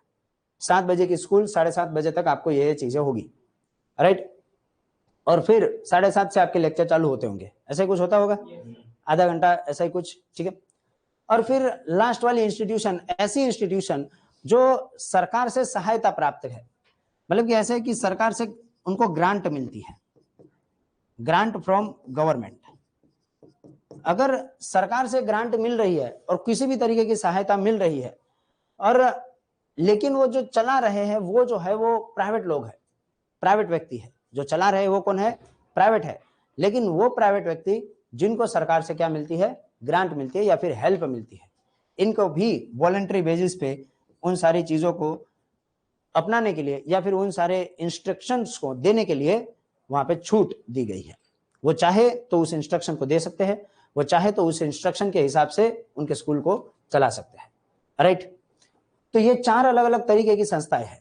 सुप्रीम कोर्ट ने बताया, सर्वोच्च न्यायालय ने कहा कि इन 4 अलग अलग तरीके की संस्थाओं में रिलीजियस इंस्ट्रक्शन इस तरीके से दिए जाएंगे। लेकिन अभी कुछ दिन पहले कंट्रोवर्सी क्रिएट हुई, इंडिया के साथ कंट्रोवर्सी नहीं रहेगी तो इंडिया इंडिया नहीं रहेगा, तो कंट्रोवर्सी थी, और कंट्रोवर्सी किसके साथ थी,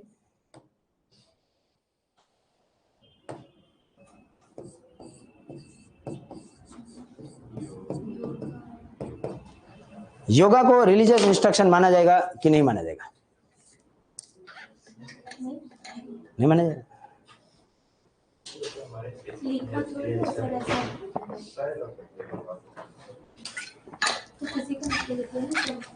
ओम रवे नमः, ओम सूर्याय नमः, ओम भानवे नमः, ओम खगाय नमः। आपका कुत्ता कुत्ता सूर्य नमस्कार क्या है, सूर्य को नमस्कार करने के अलग-अलग नाम है, तो उसमें क्या बोला जाता है, ओम भानवे नमः, ओम आदित्य नमः, ओम सावित्रे नमः, ओम भास्कराय नमः। रिलीजियस एक्टिविटी नहीं है, ठीक है। ये वैदिक समय के देवता है, सूर्य भगवान जो है वैदिक समय में, आपके पास जब हिस्ट्री आएगा, हिस्ट्री हुएगी आप लोग, तो वैदिक समय में आपने देखा होगा, या फिर अब जब आएगा तब आपको पता चलेगा, आपका हिस्ट्री ऑप्शनल है। हाँ, तो वैदिक समय में आपने देखा होगा, नेचर है, उस नेचर की पूजा की जाती थी, नेचर की पूजा की जाती थी, और नेचर में सूर्य को देवता माना जाता था, इंद्र को देवता माना जाता था, वरुण देवता, पवन देवता, ऐसे देवताओं को माना जाता था। और उसी रिलीजियस इंस्ट्रक्शन में से एक इंस्ट्रक्शन योगा, जैसे 60 दर्शन में से एक दर्शन बोला गया है, भारत के 60 दर्शन है, और 60 दर्शन में से एक दर्शन है योग। और ये योग ऐसा माना जाता है, लेकिन इसके ओरिजिनेटर के बारे में पता नहीं किसी को। पतंजलि को माना जाता है, लेकिन पतंजलि इसका ओरिजिनेटर है ये नहीं पता। हाँ, प्रमोट किया था ऐसा बोला जाता है, लेकिन इनका ओरिजिनेटर कौन है किसी को नहीं पता। योगा का ओरिजिनेटर कौन है ये नहीं पता है। पतंजलि को प्रमोटर बोला जाता है, या फिर ज्यादा फेमस पतंजलि ने किया। ये बाबा रामदेव नहीं है, कहीं वो नहीं लेकर आना आपको, पतंजलि, महर्षि पतंजलि, यस। तो महर्षि पतंजलि ने इसको ज्यादा प्रमोट किया। तो ये योगा है क्या, योगा इसीलिए ज्यादा प्रमोट हुआ क्योंकि उस वक्त बुद्ध धर्म, जैन धर्म और उस वक्त के सनातन धर्म में डिबेट चलने लगी। और डिबेट ऐसी चलने लगी कि जो अलग अलग धार्मिक मान्यताएं थी उस वक्त बहुत ज्यादा सामने आने लगी। तो उस वक्त 60 दर्शन में से जो ये एक दर्शन था योग, उनका कहना ऐसा था कि अगर आप मन और आपके शरीर को अगर एक लाइन में लेकर आते हो तो आपको अत्यंत सुख की अनुभूति हो सकती है। इसका मतलब कि आप यहाँ पे अत्यंत सुख की अनुभूति से आप मोक्ष प्राप्ति कर सकते हो, राइट, मोक्ष प्राप्ति कर सकते हो। और इसके लिए बहुत ज्यादा जरूरी है कि आपका फिजिक्स और आपका माइंड एक लाइन में चले। और आपका फिजिक्स और माइंड अगर एक लाइन में चलाना है तो इसके लिए आपको एक चीज करना है, योग। तो मतलब कि आप एक पैर के खड़े हुए ऐसे, और फिर ऐसे करके एक पैर पे खड़े हुए हो, और हाँ वृक्षासन कर रखे खड़े हुए हो, और आपने कंसंट्रेट करने की कोशिश की। क्योंकि आपको आपके शरीर पे कंट्रोल करना है, आपको आपके माइंड पे कंट्रोल करना है। क्यों करना है? क्योंकि मुझे मोक्ष चाहिए, मोक्ष चाहिए। तो इस योगा को किसी भी स्कूल प्रीमाइस में कंपलसरी करना कहां तक ठीक रहेगा? किसी भी स्कूल प्रीमाइस में आप अगर योगा करवाते हो, सूर्य नमस्कार करवाते हो, तो ये कहां तक ठीक रहेगा?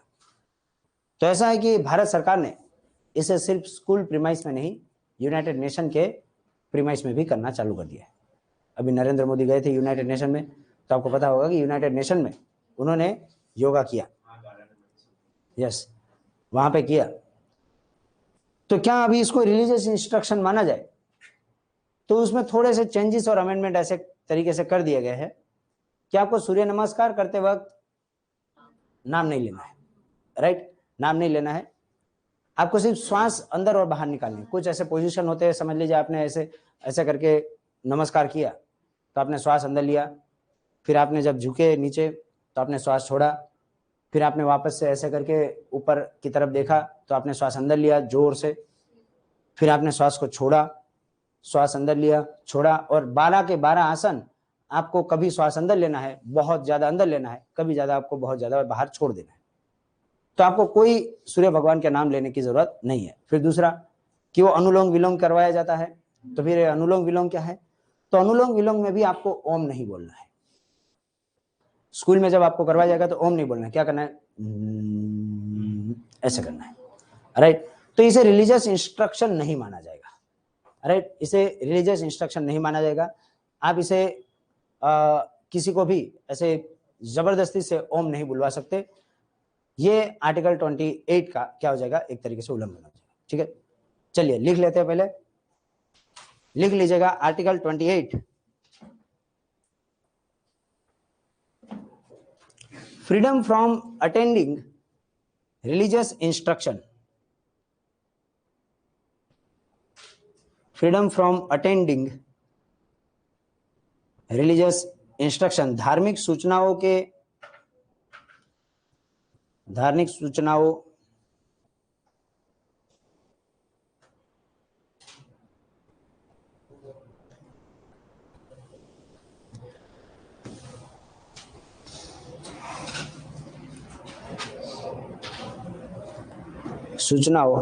में हाजिरी देने की स्वतंत्रता,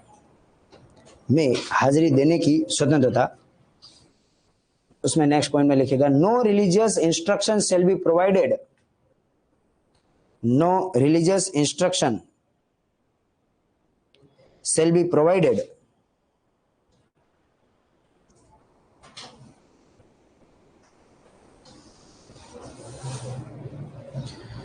provided in any educational institution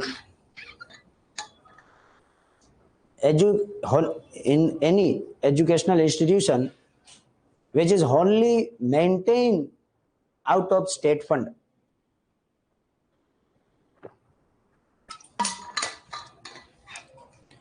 Wholly maintained out of state fund. ऐसे किसी भी शैक्षणिक संस्थाओं में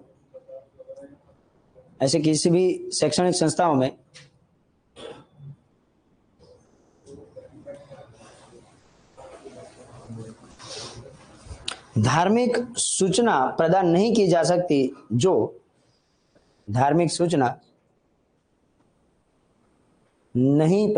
सकती, जो पूरी तरीके से राज्य के निधि से संचालित होता हो, second point, next point, however this provision shall not apply to an educational institution administered by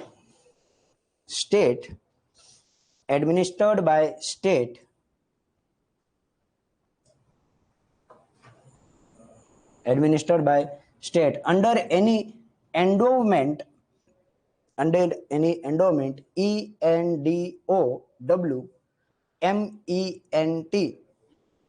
endowment or trust.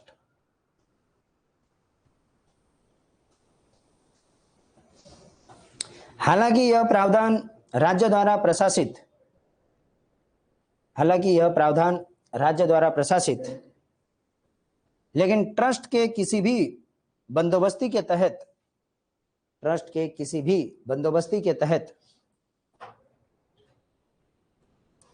किसी भी बंदोबस्ती के तहत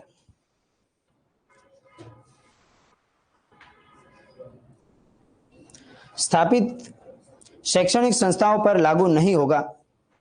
स्थापित शैक्षणिक संस्थाओं पर लागू नहीं होगा।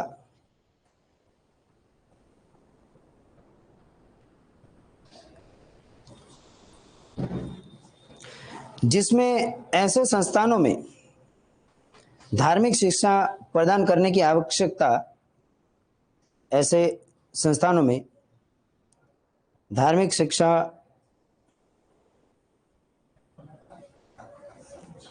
शिक्षा प्रदान करने की आवश्यकता होती हो। Next point, further no person attending any educational institution, further no person attending any educational institutions recognized by state or receiving aid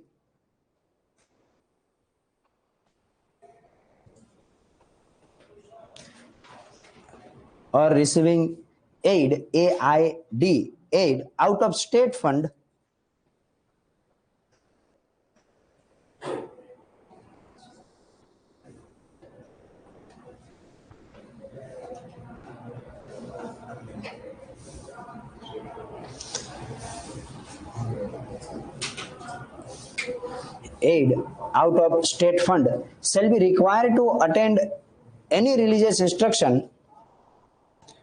shall be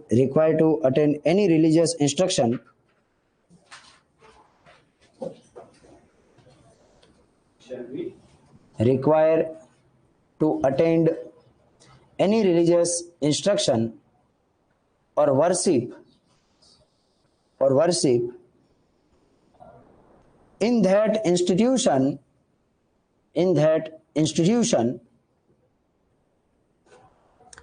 without his consent.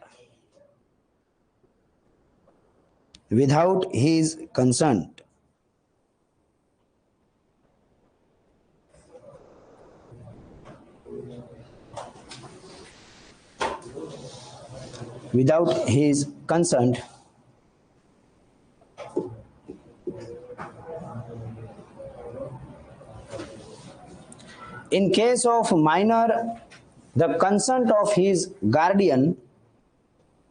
In case of minor, the consent of his guardian is needed.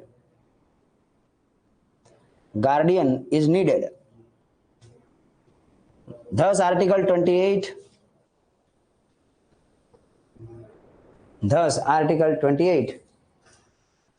recognize following four institutions.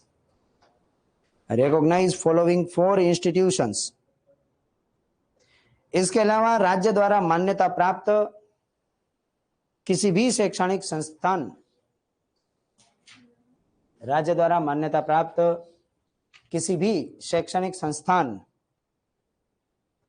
में भाग लेने वाले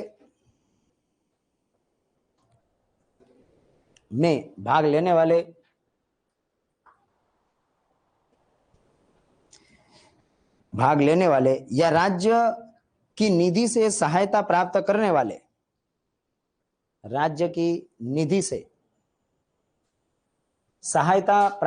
वाले, किसी भी व्यक्ति को उसकी सहमति के बिना सहायता प्राप्त करने वाले, किसी भी व्यक्ति को उसकी सहमति के बिना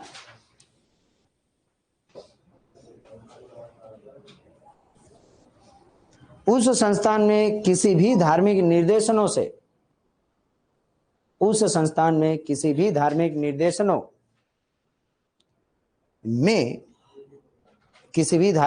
निर्देशनों में या पूजा में भाग लेने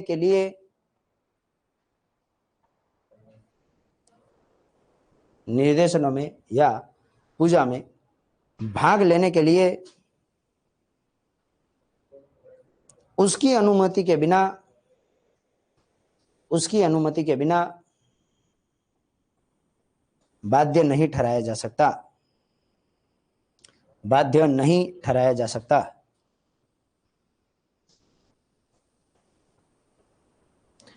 और नाबालिग के मामले में, नाबालिग के मामले में,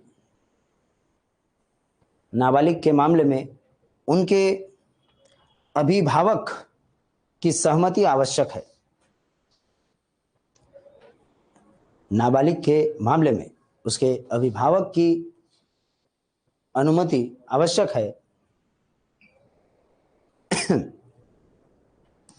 इस प्रकार अनुच्छेद 28 निम्नलिखित 4 संस्थानों का प्रावधान करता है।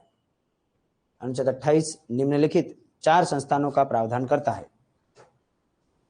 First, institution wholly maintained by the state, institution wholly maintained by the state, ऐसी संस्थान जो पूरी तरीके से सरकार द्वारा चलती हो, ऐसी संस्थान जो पूरी तरह सरकार द्वारा चलती हो।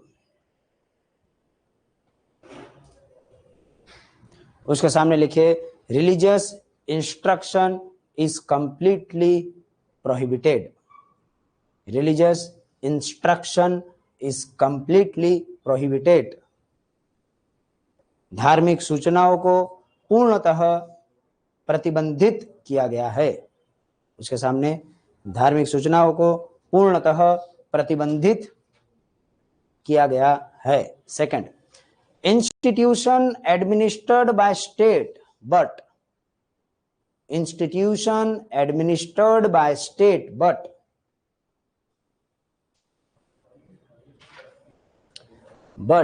established under any trust, established under any trust, ऐसी संस्थान जो राज्य द्वारा संचालित हो किंतु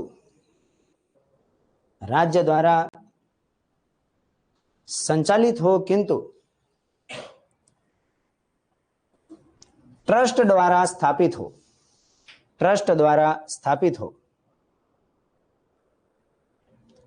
उसके सामने लिखे, religious instruction is permitted, religious instruction is permitted, धार्मिक सूचनाओं को सहमति दी गई है, सूचनाओं को सहमति दी गई है। Third, institution recognised by state, सरकार द्वारा मान्यता प्राप्त संस्थाएं, इंस्टीट्यूशन रिकॉग्नाइज्ड बाय स्टेट, मान्यता प्राप्त संस्थाएं। उसके सामने लिखिए, religious instruction is permitted on voluntary basis, religious instruction is permitted on voluntary basis, धार्मिक सूचनाओं को स्वैच्छिक तरीके से देने की अनुमति है, सूचनाओं को स्वैच्छिक तरीके से देने की अनुमति है। D, fourth, institution receiving aid, AID, institution receiving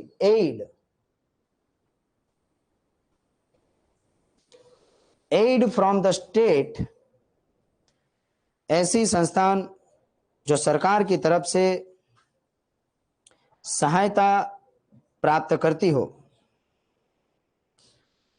सहायता प्राप्त करती हो।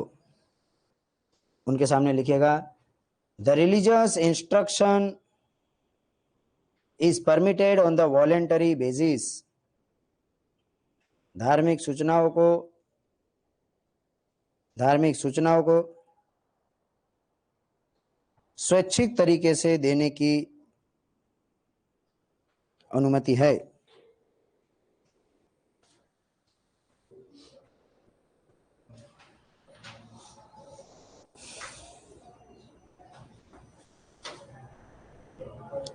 राइट, तो ये 4 तरीके से अलग अलग संस्थाएं हैं और इस 4 संस्थाओं में अलग अलग तरीके से आप धार्मिक सूचनाओं को दे सकते हो, ठीक है, और इस तरीके से उसको परमिशन दिया गया है।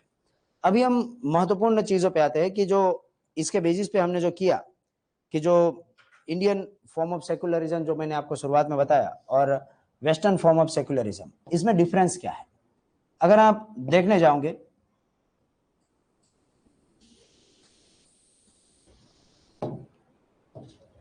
अगर मैं आपको बताऊं कि इंडियन फॉर्मेट ऑफ सेक्युलरिज्म और दूसरा वेस्ट की तरफ जो चलता है, जो फ्रांस में चलता है, जो अमेरिका में चलता है, जो वेस्टर्न है वो कैसा है?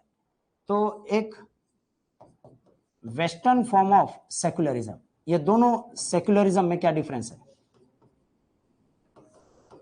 राइट, क्योंकि जब मैंने सेक्युलरिज्म वर्ड को समझाया था तो मैंने आपको बताया था कि भाई वेस्ट में सेक्युलरिज्म का कॉन्सेप्ट भारत में आया है, तो वेस्ट का ही सेक्युलरिज्म भारत में कैसे आया है? तो बहुत सारी चीजें हैं। जैसे कि आपने ये 4 आर्टिकल को पढ़ते हुए आपने एक चीज पता चल गई है कि यहाँ पे स्टेट जो है वो न्यूट्रल है। स्टेट क्या है? State is neutral. न्यूट्रल होने का मतलब ऐसा है कि वो किसी की तरफ झुका हुआ नहीं है, राइट। लेकिन आप वहां पे जाओगे तो मतलब कि वेस्ट तरफ जाओगे तो स्टेट पूरी तरीके से सेपरेट है। State is separate, fully separate from the religion, right. Neutral और सेपरेशन में क्या है? फर्क है। समझते हो न्यूट्रल और सेपरेशन में फर्क? न्यूट्रल किसे कहते हैं? बीच में। अच्छा चलो, हाँ, नॉट बायस बोल सकते हो, बीच में बोल सकते हो। सेपरेट तो एकदम खत्म है, अलग है, पढ़ेंगे नहीं अंदर। अच्छा, आप लोग गियर की गाड़ी चलाई होंगे, ये पीछे वाली जनता ने चलाई होगी, आगे वाली जनता चलाती है क्या गियर वाली गाड़ी? चलाई हुई, सीखी हुई। तो उसमें न्यूट्रल आता है एक, है ना। न्यूट्रल होने का मतलब गाड़ी बंद नहीं है, उसको आप कितना भी रेस दो वो चलेगी नहीं, आवाज करेगी बस, बूम बूम बूम ऐसा बोलेगी, आवाज सुनने में, नॉइज पोल्यूशन में मजा आता है। देखो तो गाड़ी ऐसे खड़ी है और आपने सारे गियर जो है उसके निकाल दिए और वहां पे एन करके सिंबल आ गया है, न्यूट्रल। तो इसका मतलब कि आप कितना भी भूम भूम करो नहीं चलेगी। लेकिन जैसा ही ट्रैफिक क्लियर हुआ और आपको ग्रीन सिग्नल मिला तो आपने गियर डाला और निकल गए। हो सकता है कि पहला गियर में निकलो, दूसरे गियर में निकलो, तीसरे में निकलो और कभी कभी आप चौथे गियर में भी निकल सकते हो, राइट। तो इंडिया में सरकार जो है वो न्यूट्रल है। न्यूट्रल होने का मतलब है कि वो चुपचाप खड़ी है और अगर जैसे ही उसको सिग्नल मिलेगा तो निकल लेगी। जबकि जो वेस्टर्न कंट्रीज है उसमें धर्मनिरपेक्षता का ख्याल किस तरीके से है? तो धर्मनिरपेक्षता का ख्याल इसमें इस तरीके से कि पूरा कंप्लीट अलग ही है, वो है धर्म और ये है देश, और बीच में है बहुत बड़ी खाई। तो आप उसमें कुछ यही नहीं कर सकते। जैसे कि अभी फ्रेंच में बहुत सारे रिफॉर्म, बहुत सारे दंगे हो रहे थे और दंगे का कारण यह था कि फ्रेंच का एक राज्य है, उस राज्य में जो मुस्लिम कम्युनिटी है वो ज्यादा हो गई। तो ज्यादा हो गई तो वहां पे उन्होंने एक चीज यहाँ पे अलाउड कर दिया कि भाई पब्लिक में आप बुर्खा पहन के या फिर ये सारी चीजें कर के, मतलब आपकी धार्मिक जो भी मान्यता है वो करके आप आ सकते हो। लेकिन फ्रांस का सेक्युलरिज्म का कॉन्सेप्ट ही उस पे निर्भर है कि आप जब बाहर निकलते हो तब आपको आपकी धार्मिक आइडेंटिटी उजागर नहीं करनी है। तो बहुत प्रोटेस्ट हुए तो पता चला कि ऐसा क्यों किया एक राज्य ने। तो वहां पे पता चला कि भाई राज्य सरकार में मुस्लिम की मेजोरिटी थी। हाँ, तो मेजोरिटी थी तो क्या देश को, संविधान को आप इधर उधर कर दोगे? तो बहुत प्रोटेस्ट हुए। फिर इस नियम को वापस खींचना पड़ा। नियम को वापस क्यों खींचना पड़ा? क्योंकि भाई सेक्युलरिज्म का मेन कॉन्सेप्ट ही यही है कि आप धर्म से पूरा का पूरा सेपरेट रहोगे। आप अंदर कुछ भी करो, हमें लेना देना नहीं है, लेकिन जब आप बाहर निकलते हो तो चुपचाप से फ्रेंच के नागरिक बन के बाहर निकलना है। फिर अंदर आप कुछ भी करो, घर के अंदर आप जो भी करना करो। इसलिए देश सेपरेट है। और अगर समझ लीजिए कोई भी दिक्कत आती है वहां पे, किसी धर्म के अंदर जाके कोई दिक्कत आती है, कोई धर्म के अंदर कोई प्रॉब्लम चल रही है, समझ लीजिए अगर फ्रांस में ट्रिपल तलाक होता तो फ्रांस की सरकार कभी भी उसे अबोलिश नहीं करती। नहीं, क्यों नहीं करती? वो उनका आंतरिक है, वो जाने और हम जाने। भाई मुझे फ्रांस का नागरिक चाहिए, मुझे फ्रांस का नागरिक चाहिए, फिर वो ट्रिपल तलाक करे जो करे, वो मेरे कानून को तोड़ना नहीं चाहिए। और मेरे कानून में अगर लिखा है कि महिलाओं को पूरी तरीके से सेपरेट ये दिया जाएगा, और महिलाएं जो है वो सशक्तिकरण पहले से ही दे रखा है हमने, और उसमें अगर ये सारी चीजें अगर बाध्य कर रही है, और उसमें बीच में अगर इन सारी चीजों में प्रॉब्लम आ रहा है, तो पकड़ के फिर चेंज भी करेंगे, दंडित भी करेंगे, लेकिन धर्म के अंदर इंटरफियर नहीं करेंगे। तो इसका मतलब कि वो पूरी तरीके से सेपरेट है, और separation is the key element of the western form of secularism. दूसरा, इंडिया में अगर देखने जाओ तो जो धर्म और देश का जो रिलेशन है वो है positive relation. The positive relationship between religion and the government, right? Government बोलो या फिर कंट्री बोलो। पॉजिटिव रिलेशन कैसे? पॉजिटिव रिलेशन इस कॉन्टेक्स्ट में कि धर्म में अगर कुछ गलत होता है और धर्म के बेसिस पे आज की मॉडर्न टाइम में कोई प्रॉब्लम आता है, तो कंट्री उसमें इंटरफियर करेगा, एक पॉजिटिव रिलेशन है। लेकिन वेस्ट में अगर जाओगे तो पूरी तरीके से ये क्या है, ये नेगेटिव रिलेशन है, वो वहां पे इंटरफियर करेगा ही नहीं। एक टोटल नॉन इंटरफेरेंस की नीति जो है वेस्ट अपनाता है, total non interference, right? Totally non interference, हम हस्तक्षेप करेंगे ही नहीं, एकदम नहीं, मना, टाटा बाय बाय, वैसा कर देंगे। आपके धर्म में कुछ भी होता हो, अगर समझ लीजिए सबरीमाला मंदिर वो केरल में ना होके फ्रेंच में होता या फिर अमेरिका में होता तो क्या होता? हाँ, तो हमें क्या करें? महिलाओं को नहीं आने दे तो उनकी बात है, हम उसमें इंटरफेयर नहीं करेंगे अगर वहां पे होता तो। लेकिन यहाँ पे था तो क्या हुआ? सबरीमाला के लिए सुप्रीम कोर्ट ने भी अपना वर्डिक्ट सुना है। नहीं उठा सकते, धार्मिक मुद्दा नहीं उठा सकते। अगर वहां पे बाबरी मस्जिद होती और राम जन्मभूमि होती तो आपको चुपचाप से जो है उसको मान लेना है। तो वोट वही तो मेन है, धर्म को वोट के बेसिस पे, ये हमारे देश में देखा जाता है ज्यादातर। धार्मिक मुद्दाओं को वोट बनाना, वोट की राजनीतिकरण करना, ये यहाँ पे मिलता है। वहां पे वोट के लिए बहुत सारी चीजें है, बिजनेस क्लास, जैसे कि America is a capitalistic country, पूंजीवादी देश है। तो पूंजीवादी देश है, बहुत सारों में से सिर्फ एक एग्जांपल बता रहा हूं मैं आपको। अब जो पूंजीवादी को सपोर्ट कर रहा होगा उसको वो चंदा वंदा मिलेगा और उसी तरीके से आगे बढ़ेगा। जैसे कि गन कल्चर, अमेरिका में गन कल्चर बहुत है, और वेपन को बैन करने के लिए कब से पूरी अमेरिका की जनता बोल रही। आपने बार बार ऐसी कोई चीजें सुनी होगी, न्यूज सुनी होगी कि कोई लड़का आया और स्कूल में फायरिंग करने लगा। आपको यही एग्जांपल याद रहा? लाइक टीचर को मार दिया। हाँ, मुझे तो ऐसा भी देखा कि एक ने किसी ने घंटी बजाई और सब बाहर निकल गए, फिर वो दरवाजे पे खड़ा रहा और सब स्टूडेंट को मार दिया है। तो हाँ, बंदूक बहुत easily available, legal in the sense ऐसा नहीं कि आप ऐसे पानी की बोतल लेकर जा रहे हो, ऐसे बंदूक लेके जा रहे हो, ऐसा नहीं है। मतलब ऐसा है कि कोई भी इजीली रख सकते हो, आप इजीली रख सकते हो। अगर मुझे यहाँ पे गन दिख जाए मैं कुछ बोलूंगा नहीं आपको, अगर ये अमेरिका होता तो, राइट? और ऐसा क्यों हो रहा है, लीगल क्यों है? वैसे हमारे कॉन्स्टिट्यूशन में भी, हमारे जब संविधान निर्माता जो थे, कॉन्स्टिट्यूशन मेकर जब थे, तो उन्होंने जब कॉन्स्टिट्यूशन बनाने की शुरुआत की तो फंडामेंटल राइट में एक राइट ये भी रखने की बात की थी कि the right to carry the weapon should be the fundamental right, कि हमारे देश के लोगों के पास वेपन रहना चाहिए। लेकिन इस बात को इसके लिए नजरअंदाज किया गया कि अगर आज वेपन रखने की बात की जाएगी तो कल अगर विद्रोह करेंगे तो उनके पास वेपनाइजेशन, पूरा वेपन सब होगा और विद्रोह करना बहुत आसान होगा, इजी हो जाएगा। और फिर उनको वेपन, आज के तारीख में देखो बहुत सारे दंगे इसलिए नहीं होते कि आपके पास मारने के लिए कुछ नहीं होता है, वरना अगर आप उसको मार दोगे तो मैं मार दूंगा, मेरे सामने से निकल जा तो, ऐसा होता है। और अगर समझ लीजिए वो कुछ होता धड़ धड़ धड़ धड़, फिर बोलूंगा देखा मार दिया ना। तो बहुत सारे झगड़े इसलिए नहीं हो रहे क्योंकि उसके पास मारने के लिए कुछ नहीं है। फिर भी कुछ धर्म धुरंधर लोग होते हैं जो अपने साथ हॉकी स्टिक रखते हैं, तलवार रखते हैं घर में, ये बोले खानदानी है ऐसा कुछ कर लेते हैं।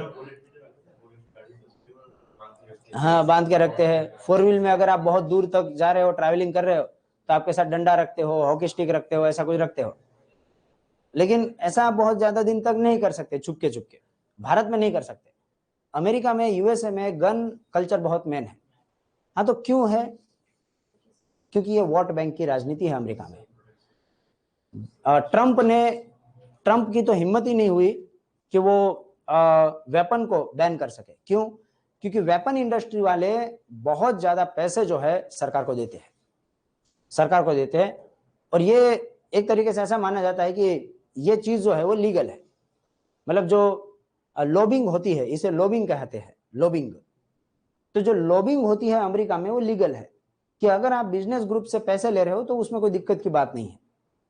जैसे यहाँ पे दिक्कत की बात है, अदानी से पैसे लिए तो मतलब कि सर पे चढ़ गए कि भाई अदानी से लिए ऐसा। तो वहां पे दिक्कत की बात नहीं है, नॉर्मल बात है। और समझ लीजिए कि अगर आपने वहां पे वेपन के मैन्युफैक्चरर से पैसे लिए इसके लिए कि भाई आप वेपन को बंद नहीं करोगे, वेपन बंद नहीं होगा तो उनको क्या फायदा? वेपन बिकेंगे, वेपन बिकेंगे तो उनको पैसा मिलेगा, और क्या होगा? पैसा ही पैसा होगा, उनके लिए भी, इनके लिए भी। बराक ओबामा ने पहली बार इस पे बैन लगाने की कोशिश की थी, लेकिन बराक ओबामा बैन हो गए, नहीं चला। ट्रम्प तो खुद एक बढ़िया इंसान है, बिजनेसमैन है, उसने नहीं किया। जो बाइडन ने, अभी 2-4 घटनाएं हो गई तो जो बाइडन कुछ उछल रहे थे कि भाई गन को बैन कर देते, गन को बैन कर देते, नहीं किया। क्यों? वोट, पैसा भी है और नोट भी है? यस, हाँ इलेक्शन भी है अभी, लेकिन अभी तक नहीं हुआ है, और भारत में भी नहीं। तो इसलिए वहां पे वोट के लिए वो चलता है, यहाँ पे वोट के लिए धर्म यूज होता है, राइट। और जब तक आप धर्म में मानते रहोगे आप बंधु बनते रहोगे, राइट। वो मैंने शुरुआत में कहा वैसे कि एक साथ अगर 51 गधे एक सर जमा हो गए तो उस देश का राष्ट्रगान ढेचू ढेचू ही बनेगा, राइट। वो फिर 49 लोग एक तरफ रहेंगे, वो कितनी भी समझदारी की बात करेंगे, आप उनकी बातों को नजरअंदाज करोगे। और आप 51 लोग जो है अगर एक तरफ जमा हो गए तो सब ढेचू ढेचू करते रहेंगे और पूरा देश गधा बनेगा। और ये नॉर्मल बात है, लोकतंत्र में ऐसा ही होता है। जो मैंने बताया उस तरीके से गरीबों के वोट और अमीरों के नोट से ही देश चलता है, और यहाँ पे धर्म भी एक एंगल आ जाता है। इसलिए यहाँ पे कंप्लीट सेपरेशन है, किसी भी तरीके का इंटरफेयर करेंगे नहीं। यहाँ पे मजा आएगा तो इंटरफेयर करेंगे, वरना नहीं करेंगे। हाँ सर। हाँ तो वहाँ पे रिलीजियस का मुद्दा उठा था। तो वहाँ पे लिस्ट मैंने पढ़ी थी कि उसमें बोले थे कि अगर ट्रूडो अगर ये मतलब नहीं उठाते सवाल तो उसको मतलब उसकी सरकार गिर जाती, क्योंकि आधे से ज्यादा है ना पंजाबी है वहाँ पे, रिलीजियन मतलब पॉलिटिकल सिख है, सिख। हाँ सिख है। तो फिर तो वही रिलीजियस हो गया, तो वो तो नहीं, रिलीजियस नहीं हुआ। ट्रूडो ने, कनाडा के जो प्रधानमंत्री है, उन्होंने ये मुद्दा उठाया तो उसने ऐसा नहीं बोला कि भाई खालिस्तानी सिखों को मारा। उसने बोला कि my Canadian citizen was killed by the Indian government, ऐसा बोला उसने। ऐसा नहीं बोला कि कैनेडियन सिख वाज किल्ड। उसका जो ऑफिशियल बयान है उसको मैंने भी ठीक से पढ़ा है, तो उसका ऑफिशियल बयान ऐसा ही है, the Canadian citizen was killed and the suspicions is on the shoulder of the Indian officials। और उसने कुछ ऑफिशियल्स का फोटो दिया। फिर तो आपकी और मेरी जैसे लोग हैं जिसने बोला कि भाई कनाडा के सिख को मारा, कनाडा को सिख को मारा, ऐसा बोल रहा है ट्रूडो ऐसा बोल रहा है, लेकिन उसने सिख वर्ड यूज नहीं किया है, राइट। और ये बिल्कुल उसका राजनीति का ही मामला है, क्योंकि अमेरिका में सॉरी हमारे कनाडा जो है वो एक तरीके से पंजाब की दूसरी राजधानी है। चंडीगढ़ नहीं है, कनाडा है। और कनाडा एक तरीके से क्या है, राजधानी है, और उस राजधानी को आधे से ज्यादा सिख रहते हैं। आधे से ज्यादा तो नहीं है लेकिन अच्छा खासा है, और सिख समुदाय जिसकी भी तरफ रहेगा कनाडा उसका होगा। तो ये तो है, सिख समुदाय को अगर आपने ले लिया तो, और ये चीज हो रही है वहां पे। हाँ सर बोलिए। सेपरेट हुआ क्योंकि उसने धर्म का यूज नहीं किया, लेकिन देखो इनडायरेक्टली बोला उसने इनडायरेक्टली बोला है। उसने डायरेक्टली ये वर्ड नहीं किया भाई मेरे सिख भाइयों बहनों को मार दिया गया, ऐसा नहीं बोला उसने बोला कि the Canadian citizen was killed, right. तो मैंने भी देखा, मैंने कैनेडियन सिटीजन को किल्ड किया और भारत का हाथ बता रहे, ऐसा तो कौन हो सकता है। फिर पता चला कि ये तो यही है, यहाँ से भागा हुआ है, वहां पे नागरिकता ले ली और वहां पे जाके उसने मार दिया गया, ऐसा कुछ है। अब लेकिन उसमें भारत सरकार का हाथ है ये पुष्टि से बोला नहीं जा सकता। भारत सरकार का हाथ नहीं, भारत सरकार ऐसे तुच्छ काम नहीं करती है। आप लोग कान में बताता हूं बंद होने के बाद। हाँ चलिए, तो यह है टोटल सेपरेशन, ठीक है। दूसरी चीज है कि जो सरकार है उसका कोई क्लियर डिस्टिंक्शन नहीं होगा स्टेट और रिलीजन के बीच में, नो क्लियर डिस्टिंक्शंस। राइट, ये नहीं बताएंगे कि भाई देखो इसके आगे हम नहीं बढ़ेंगे और उसके आगे हम नहीं बढ़ेंगे, बस एक तरीके से ऐसा बता दिया जाएगा कि भाई देखो ये धर्म है और उस धर्म में हम नहीं जाएंगे। लेकिन जैसा मैंने आपको बताया पूरी तरीके से सेपरेशन होगा और क्लियरली डिफाइन होगा हर चीज, क्लियर डिस्टिंक्शंस इसमें पूरी तरीके से डिफाइन होगा वेस्ट की तरफ के कि भाई ये सारी चीजें जो है हम एक्सेप्ट करेंगे ही नहीं। राइट, दूसरा अगर मैं आपको बताऊं तो सेक्युलरिज्म वर्ड जो है ना वो इंडियन कॉन्स्टिट्यूशन में था ही नहीं। हम बोलते हैं कि 25 से लेकर 28 अनुच्छेद जो है वही सेक्युलरिज्म बना देता है, लेकिन the word secularism was not mention anywhere in the Indian Constitution. It was adopted by the 42nd Constitutional Amendment Act 1976. But the before means कि before 1976 the Indian Constitution was not the secular. क्या ऐसा बोल सकते हैं? तो देखो कुछ लोगों का इस पे डिबेट चलता है। प्रियम्बल में वर्ड सेकुलर आपको पता है कि नहीं था? पहले हमने बात भी की थी, डिस्कस भी किया था। तो प्रियम्बल में सेकुलर वर्ड नहीं था और 1976 में ऐड किया गया। लेकिन हमारे सर्वोच्च न्यायालय ने ऐसा बताया कि भले उसमें सेकुलर वर्ड नहीं था, लेकिन India was the secular country on the basis of the article 25 to 28 कि 25 से लेकर 28 में जो दिया गया है उसके अकॉर्डिंग अगर देखा जाए तो भारत जो है वो सेकुलर कंट्री था। लेकिन कुछ एक्सपर्ट का कहना ऐसा है कि ऐसा नहीं है। 25 इंडिविजुअल राइट देता है, 26 कलेक्टिव राइट देता है, 27 एक तरीके से वापस से कलेक्टिव राइट है, टैक्स मत दो, और 28 वो एक संस्था को राइट देता है। इसमें देश का नेचर कहां के आ गया? देश का नेचर कहां पे आया? मैं ऐसा बोल रहा हूं कि आपके लिए ये है, आप सबके लिए ये है, आपके लिए वो है, आपके लिए वो है। मेरे क्या है इसमें? मेरा आप हो ये सब है कि वो है? मेरा तो कहीं मेंशन नहीं है। लेकिन 1976 में मेरे लिए बता दिया गया India will be the secular. ये तो मैंने सिर्फ आपके लिए बोला था। पहले बोला कि इंडिविजुअल को राइट दिया गया है कि कॉन्साइंस के हिसाब से धर्म को फॉलो करो। फिर बोला गया कि आप सबको धर्म को फॉलो करने के लिए आपको छूट दी गई है। फिर ऐसा बोला कि आप सबको टैक्स नहीं देना है, आप सबको ऐसा नहीं, आप सबको वैसा नहीं, आप सबको ऐसा नहीं। लेकिन मेरा क्या? मेरे बारे में तो कुछ नहीं बताया था। मेरे बारे में मतलब कि देश के बारे में तो कुछ मेंशन नहीं किया गया था। सब आपके बारे में बात चल रही थी कि आपको राइट है, आप सबको राइट है, आपका ऐसा, आपका वैसा, टैक्स मत दो, ये मत करो, वो मत करो, ऐसा मत करो, वैसा मत करो। ये सब आपके लिए चल रहा था। देश के लिए आपने 25 से लेकर 28 में नहीं देखा है। लेकिन by the addition of the 42nd Constitutional Amendment Act in the 1976 and the word secularism was mentioned by this amendment, since then the Indian Constitution became the secular. वहां पे वर्ड क्या किया है, यूज किया है, we the people of India, और फिर बोला गया है solemnly dissolve ourselves, और फिर सोशलिस्ट, सेकुलर, डेमोक्रेटिक रिपब्लिक, ये word we the people of India के लिए यूज किया गया है। तो भारत ऐसा बना, कब बना? तो अब बना। कब बना? 42nd कॉन्स्टिट्यूशनल अमेंडमेंट 1976 में बना। लेकिन वेस्टर्न फॉर्मेट में अगर देखा जाओ आप, तो ये जो चीजें हैं ये पहले से थी। मतलब कि फ्रेंच में देखा जाए तो फ्रेंच रिवॉल्यूशन के तुरंत बाद ये चीजें आ गई थी। फ्रेंच रिवॉल्यूशन के तुरंत बाद ये आ गया। अमेरिकन वॉर ऑफ इंडिपेंडेंस के बाद तुरंत उसमें ऐड किया गया। और आपको पता चलेगा जब वर्ल्ड हिस्ट्री आप पढ़ोगे तो कॉन्सेप्ट ऑफ सेक्युलरिज्म जो है, सेक्युलरिज्म वो अमेरिकन कॉन्स्टिट्यूशन में तुरंत डाला गया और उन्होंने बता दिया हमारे धर्म से कोई लेना देना ही नहीं है, वो धर्म अपना काम करेगा, हम अपना काम करेंगे। इस तरीके से अलग अलग छोड़ दिया गया। राइट। इन दोनों में अलग अलग चीजें रखी गई।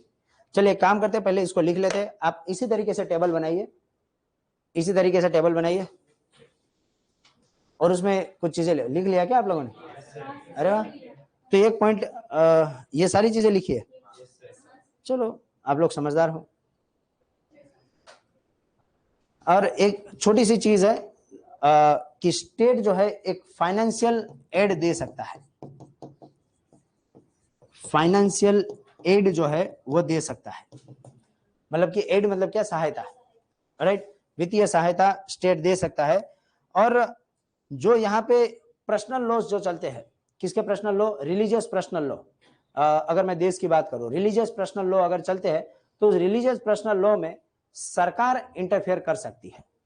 देखो ऐसा है कि इंटरफेयर कर सकती है, इसका मतलब ऐसा नहीं कि रिलीजियस पर्सनल लॉ को बदल देगी। देखिए हमारे इस्लाम में शरीयत का लॉ चलता है, हमारे हिंदुइज्म में अपना पर्सनल लॉ खुद का चलता है, डाइवोर्स को लेके, शादी को लेके, सारी चीजें को लेके अलग चलता है। तो जो कंट्री का जो पर्सनल लॉ होगा, जो धर्म का जो पर्सनल लॉ होगा, ये उसमें इंटरफेयर नहीं करेंगे, इसमें इंटरफेयर करेंगे। जैसे कि हमने देखा कि ट्रिपल तलाक में गए, इंटरफेयर किया और चेंज करके आ गए। ट्रिपल तलाक को क्या किया गया? चेंज किया गया। यहां पे no interference, completely not interference. मतलब कि पर्सनल लॉ, और ये पर्सनल लॉ क्या होता है? किसी भी धर्म का अपना अपना खुद का लॉ होता है, शरीयत का लॉ होता है। शरीयत का लॉ इस्लाम धर्म को अंदर से चलाता है, ठीक है। वो कोई कॉन्स्टिट्यूशन नहीं है। जैसे अफगान अपने इस पे चलता है, अफगानिस्तान जो है, अफगानिस्तान में तालिबानियों का शासन है, तो तालिबानियों का कोई कॉन्स्टिट्यूशन नहीं है, कोई संविधान नहीं है। तो संविधान नहीं है तो कैसे चलता है? तो संविधान नहीं है तो वो ऐसे ही चलाते हैं शरीयत के हिसाब से। और आप प्राचीन भारत जब पढ़ोगे, एंशिएंट इंडियन हिस्ट्री जब पढ़ोगे, तो आप देखोगे कि गुप्त साम्राज्य, सातवाहन साम्राज्य, हर्षवर्धन साम्राज्य, ये सब धर्मशास्त्र के हिसाब से चले हैं। उसमें कानून भी ऐसे ही हुआ करते थे। जैसे कि मेगास्थनीज करके एक भाई साहब आए थे, राइट, और उन्होंने अपनी एक बुक लिखी है इंडिका करके। तो उन्होंने बताया है कि भारत में जब वो विजिट करने के लिए आए तो क्या चल रहा था? तो धर्मशास्त्र के हिसाब से पूरा देश चल रहा था। और उसमें उन्होंने बताया है कि आंख के बदले में आंख, the eye for an eye and the teeth for an teeth was the solution. अगर राजा के पास जाओ तो राजा किस तरीके से जजमेंट देता था? तो अगर आपने सामने वाले की आंख फोड़ी है तो आपकी आंख फोड़ी जाएगी, और आपने किसी का दांत फोड़ा है तो वो आपका दांत फोड़ देगा। यह कानून था, यह पर्सनल लॉ था, और यह धर्मशास्त्र के हिसाब से था। आप मध्यकालीन भारत जब पढ़ोगे तो एक खिलजी वंश करके एक वंश आएगा, और उसमें दो खिलजी आएंगे, एक तो जलाउद्दीन खिलजी और दूसरा एक अलाउद्दीन खिलजी। अलाउद्दीन खिलजी का आप बाजार रिफॉर्म पढ़ोगे, बाजार reform, market reform of Alauddin Khilji, तो उसमें बहुत ही एक बढ़िया चीज आप पढ़ोगे उसमें अलाउद्दीन खिलजी की। मुस्लिम पर्सनल लॉ के हिसाब से पूरी दिल्ली सल्तनत उस वक्त चली थी, और उसमें बहुत ही बढ़िया मार्केट रिफॉर्म में एक बहुत ही बेस्ट मार्केट रिफॉर्म का एग्जांपल अलाउद्दीन खिलजी ने दिया कि मार्केट को कंट्रोल किया। और कैसे कंट्रोल किया? समझ लीजिए, मार्केट को कंट्रोल करने के लिए अगर उसने बताया कि भाई इस भाव से पूरा बाजार में पैसे लगेंगे, समझ लीजिए कि गेहूं है, तो गेहूं जो है वो 1 सोना मोहर का 1 किलो देना है, 1 किलो 1 सोना मोहर। अलाउद्दीन ने अगर बोल दिया, और पूरे पे अपने जासूस से निगरानी रखेगा, और हार्श में हार्श पनिशमेंट देगा अगर किसी ने 1 सोना मोहर का 1 किलो से कम दिया तो ऐसी ऐसी चीजें आपको सुनने मिलेगी कि समझ लीजिए कि कोई पर्सन ने 1 किलो बोल के 950 ग्राम दिया और 1 सोना मोहर ले लिया, 1 सोना मोहर ले लिया और 950 ग्राम ही तोल के दिया। तो अलाउद्दीन खुद आता था मार्केट में, अलाउद्दीन खुद मार्केट में जाएगा, बोला किसने किया? बोला कि इसने किया। क्या किया? कितना है दिखा, तो समझ लीजिए वजन पे दिखा कि 950, तो सबके सामने बाजार में वो उस व्यक्ति का उतना मांस काट लेगा, 50 ग्राम का, 50 ग्राम मांस मापेगा, देखेगा कितना है 50 ग्राम, और उसके सामने उसको काट के फेंक देगा। बोले कि अब करेगा? बोले कि नहीं करूंगा। और सबके सामने ये करेगा जिससे मार्केट में प्राइस स्टेबल रहे।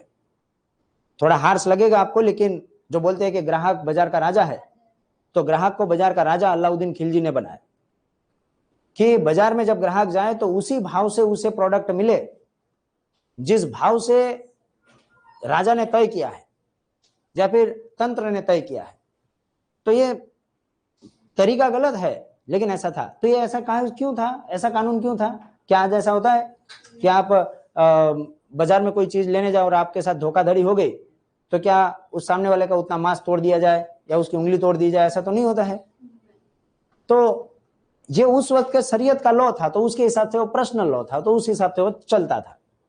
यहाँ पे किस तरीके से, तो यहाँ पे वो लॉ नहीं है। अभी हमने आईपीसी बना रखी है, इंडियन पिनल कोड बनाया है, उसको हमने चेंज करके भारतीय दंड विधान अभी करने वाले हैं, संहिता करने वाले हैं। तो भारतीय दंड संहिता नहीं, वो अमेंडमेंट प्रस्तुत किया गया है, अभी पूरी तरीके से उस पर वोटिंग नहीं हुआ है। राइट, तो वो इस तरीके से किया है और उसके अंदर बहुत सारी चीजें हैं, धोखाधड़ी के लिए क्या, चोरी के लिए क्या, लूट के लिए क्या, अगर गलत तरीके से आपने दिया है तो उसके लिए क्या, वो सारा उसमें है। राइट, तो इस तरीके से इंडियन फॉर्म ऑफ सेक्युलरिज्म जो है पर्सनल लॉ में इंटरफियर करेगा, ये बिल्कुल नहीं करेगा।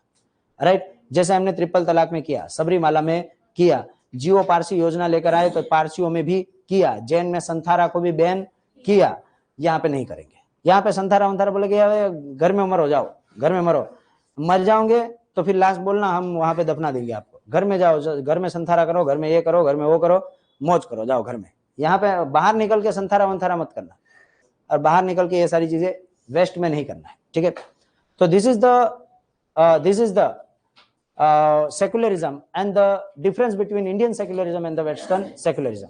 हम कल मिलेंगे, जब माइनॉरिटीज के बारे में बात करेंगे, the right of minorities article 29 and 30। Right, तो एक काम करेंगे, अभी इस पे से कौन कौन से क्वेश्चन बनते हैं तो मैं एक दो दिन में आपको कुछ क्वेश्चनों की लिस्ट दूंगा।